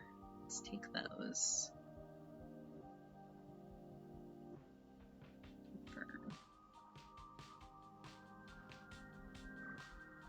Ooh, it's Kaido. Okay. Draw 1 encounter card at each of the 3 of intermediary inns. Oh, I like that one. Or draw 2 encounter cards and keep 1. No, I really like this one. I've played him before. Okay, next. Yahtzee. Oh, I already have a small straight. I'll take it. Next. Ooh, fresh, shiny new hand and foot game. 50 to open. Nothing at the moment. So, next. Okay, so here. So this is the shiny new wizard game. So my trump is a diamond. So I have to try to predict, am I going to win the trick? Since this is the first round, there's only one trick. That's the other thing with wizard, is each round, you can see here at the bottom, each round you'll draw more cards. I know, I was going to get to that. So here's the thing. So I'm off trump. I don't have a diamond. but I am the first player. So that means if Kuma and Kite, if neither one of them has a diamond or a wizard, and they play hearts that are lower than mine, or they play a club, a spade, or a club or a spade, then I will take the trick. But if one of them plays any diamond or a wizard, then they'll take the trick. So I have to make the judgment call here. Is one of them going to trump me, or am I going to end up taking the trick? Which, one card each. It's basically a 1 in 4 chance that each of them drew a trump. So I think because I'm first player, I am going to predict that I win this one. If I was not first player, I'd probably bet 0. Because I would assume that whoever plays first card. Because here's the thing. So if I play my heart, my Queen of Hearts, because I'm first player, that automatically becomes highest card. Even if Kuma played, say, the Ace of Clubs, because it's not a trump, even though it's a higher value card, it won't, my queen will still be technically the highest. Too much for your sleep-addled brain? Okay, fair enough. If you want a more in-depth explanation later, let me know, because it is a really fun game. But yeah, I think I'm going to predict I win this one. Next. Yeah, you must follow suit if able. If you can't follow the suit, then you can play anything, but unless it's the actual trump suit, it won't trump. Which I know sounds odd to say, but it's a little bit easier when you see it in practice. Okay, so fresh, shiny new game of Can't Stop Express. Spades is a bit easier to learn for trump taking than wizard. I mean, yeah, that's fair. And then there's crew. No, let's not even get into crew. We are slowly making our way through crew, and we are approaching that game's first birthday. It's fine. Crew is, you've probably seen me cycle through it. It's an extremely in-depth and complicated trick-taking game where you have like missions that you need to fulfill, and you all have to work together to do them, but you're not supposed to communicate, except at very specific set times. So we've just been like, and the further you go into the game, the harder the missions get. So we've just been consistently, we're at the point now where we're consistently just like failing and retrying missions. It's fun though. It's really fun. It's like a puzzle because you're trying to figure out the exact right combination of how to play things to fulfill all the requirements. Okay, so this is Can't Stop Express. So this is a dice game. So I've got my score sheet over here. And since this is a fresh, shiny new game, I can basically pick whatever I want.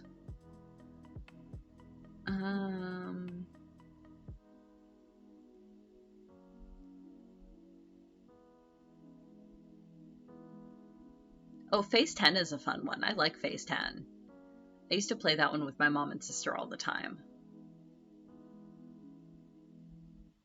I like that this one is 6 and 6. Let's go with that.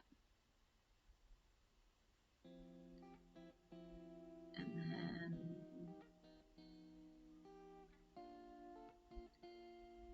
a 7 and a 6. Yeah, we'll do that. Next.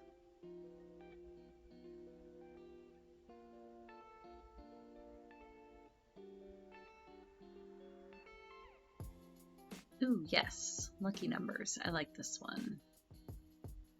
So I have an 18.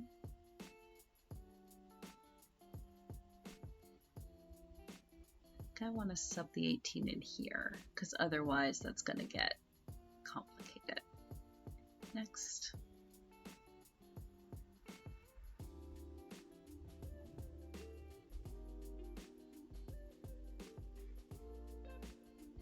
Aha! Another extremely similar dice game. I had no idea what I was doing the first time I played this, and now I think I understand. So let's see if I actually do. Eight of Mage is good. Continue. Okay, 5 and 8 is good. Continue.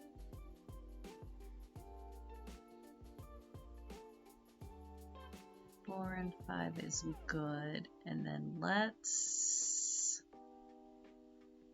Do I want to push it one more?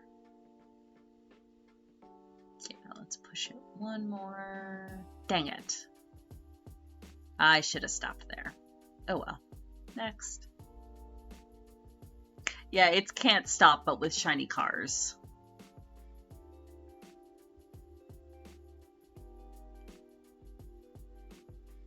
I have a 3. Next.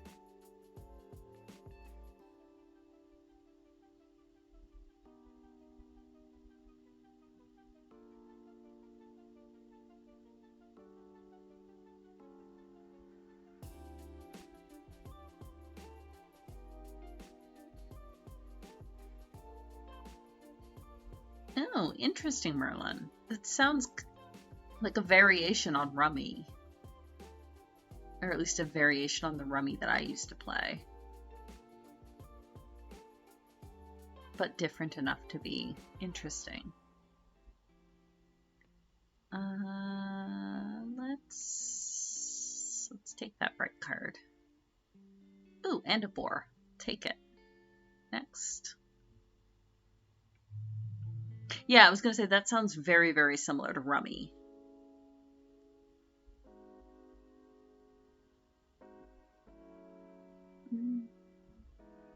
Like that.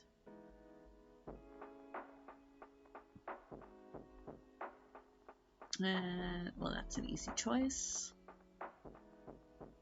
Nothing. Okay. Next. Yeah, Rummy is one of those games where there's 8 million variations and house rules out the wazoo. So everybody plays Rummy a little bit differently. Oh, Skip-Bo's fun too. Yeah, I usually play it where you can pick up the discard too, Kitsune. Okay, what have we got? Fishermen, Discoverers, so I want vertical lines. Oh, good lord. Well, just play whatever, guys. We've got Discoverers and Knights in the same game. This is fine. But want to be near water. Want to be near water and castles. So let's do this. Okay, confirm. And like, this is a really interesting board spread. Okay. Talk.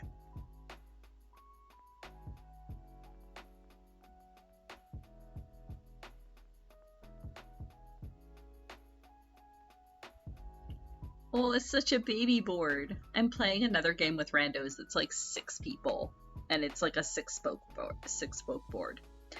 Board Game Arena does have Rummy, but it's a strange variation on Rummy, and the UI is not fantastic. It's definitely playable, and I enjoy it. And I'd be happy to give a game a go with you if you wanted, but it's not the best.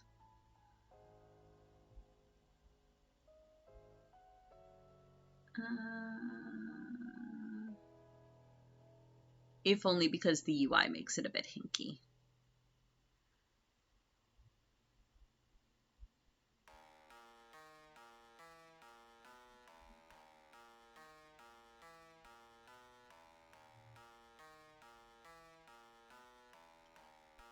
Let's see here.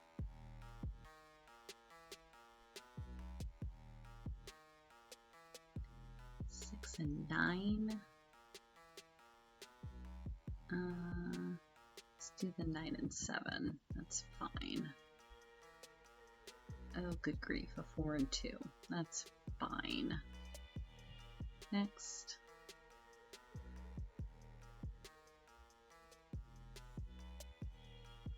Yeah, like Rummy has so many variations that it makes it hard.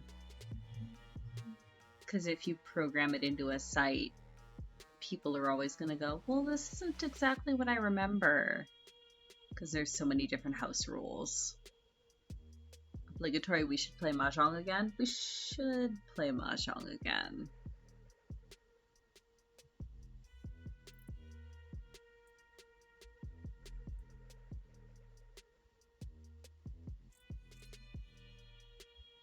We should maybe do some organization in the disco so that we all have a time, potentially, that we could meet up and play. Yeah, I was gonna say, because the board game arena interface is terrible. But if we have a time where we could all play it in real time, then we can do Mahjong Soul, which is much nicer. Teach you Mahjong? I mean, we can definitely try.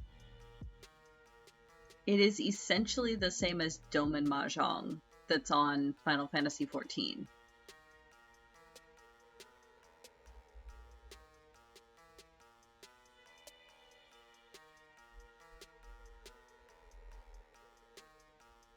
I clicked the button right as the timer ran out.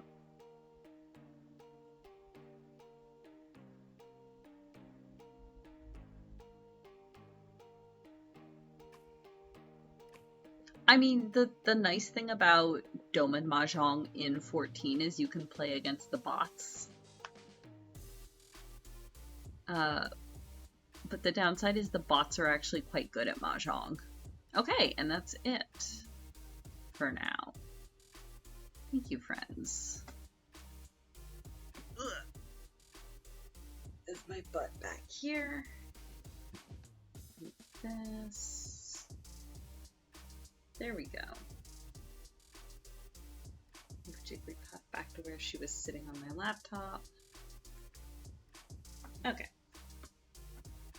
Oh, and it is right about 2 o'clock. Yeah. The advantage is you get actually absolutely roasted by the bots. It's true. Although, yeah, and it actually is a decent way to learn. Like, that's how I learned Mahjong, was just reading the rules of Doman Mahjong, playing against the bots, getting my butt kicked, and kind of watching what they were doing. I do need to finish this scene, though, before I go. So it definitely is a possibility.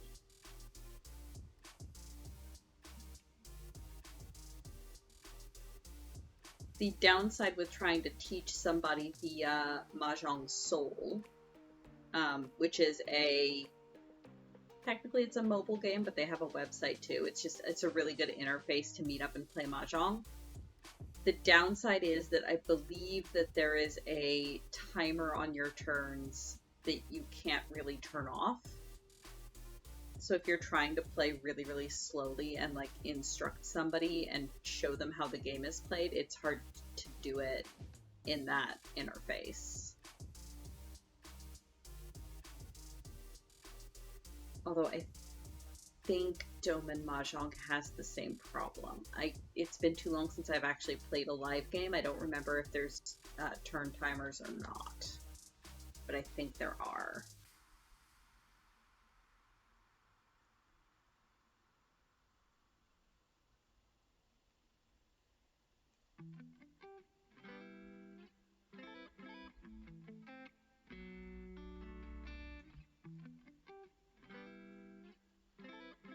Yeah, I don't know if you made a full party, if it would not. I don't remember either, because I've never actually played it with a pre-made. We could test that at some point. Or there might also be an option in Mahjong Soul to either turn off turn timers or make them extremely long. I just haven't looked in a while.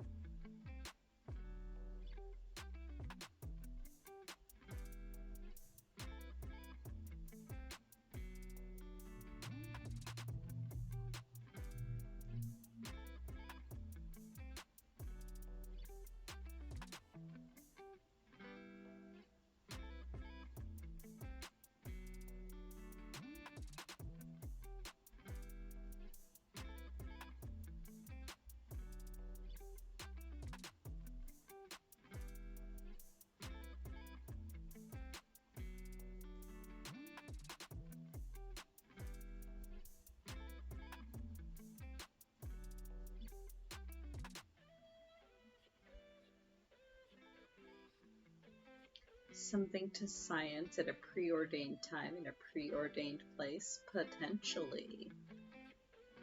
That almost sounds like something we might have to organize in a Discord somehow. Only we had one of those.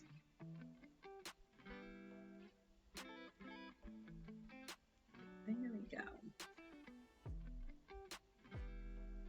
Nope, nope. There's no magnet there right now. I took the magnet off.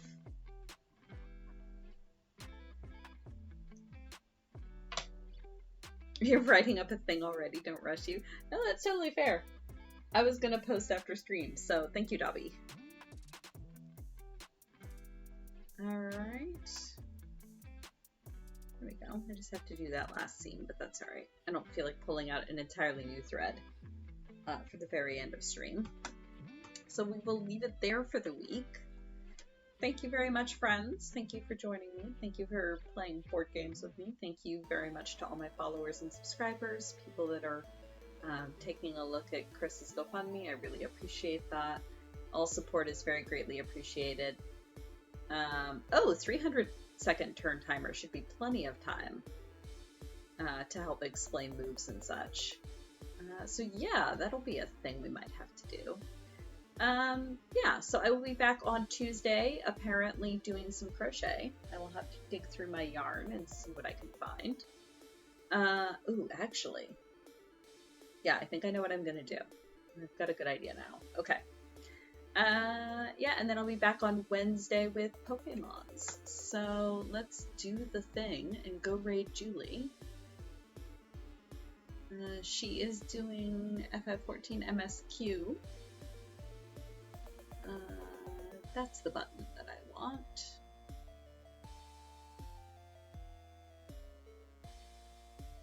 Oh my god, come on. There we go. Alright, let us... Ooh, she's doing the pretty thing with the pretty lady, it looks like. Alright, I will see you guys in the future. Everybody take care, and have yourselves a good rest of the weekend.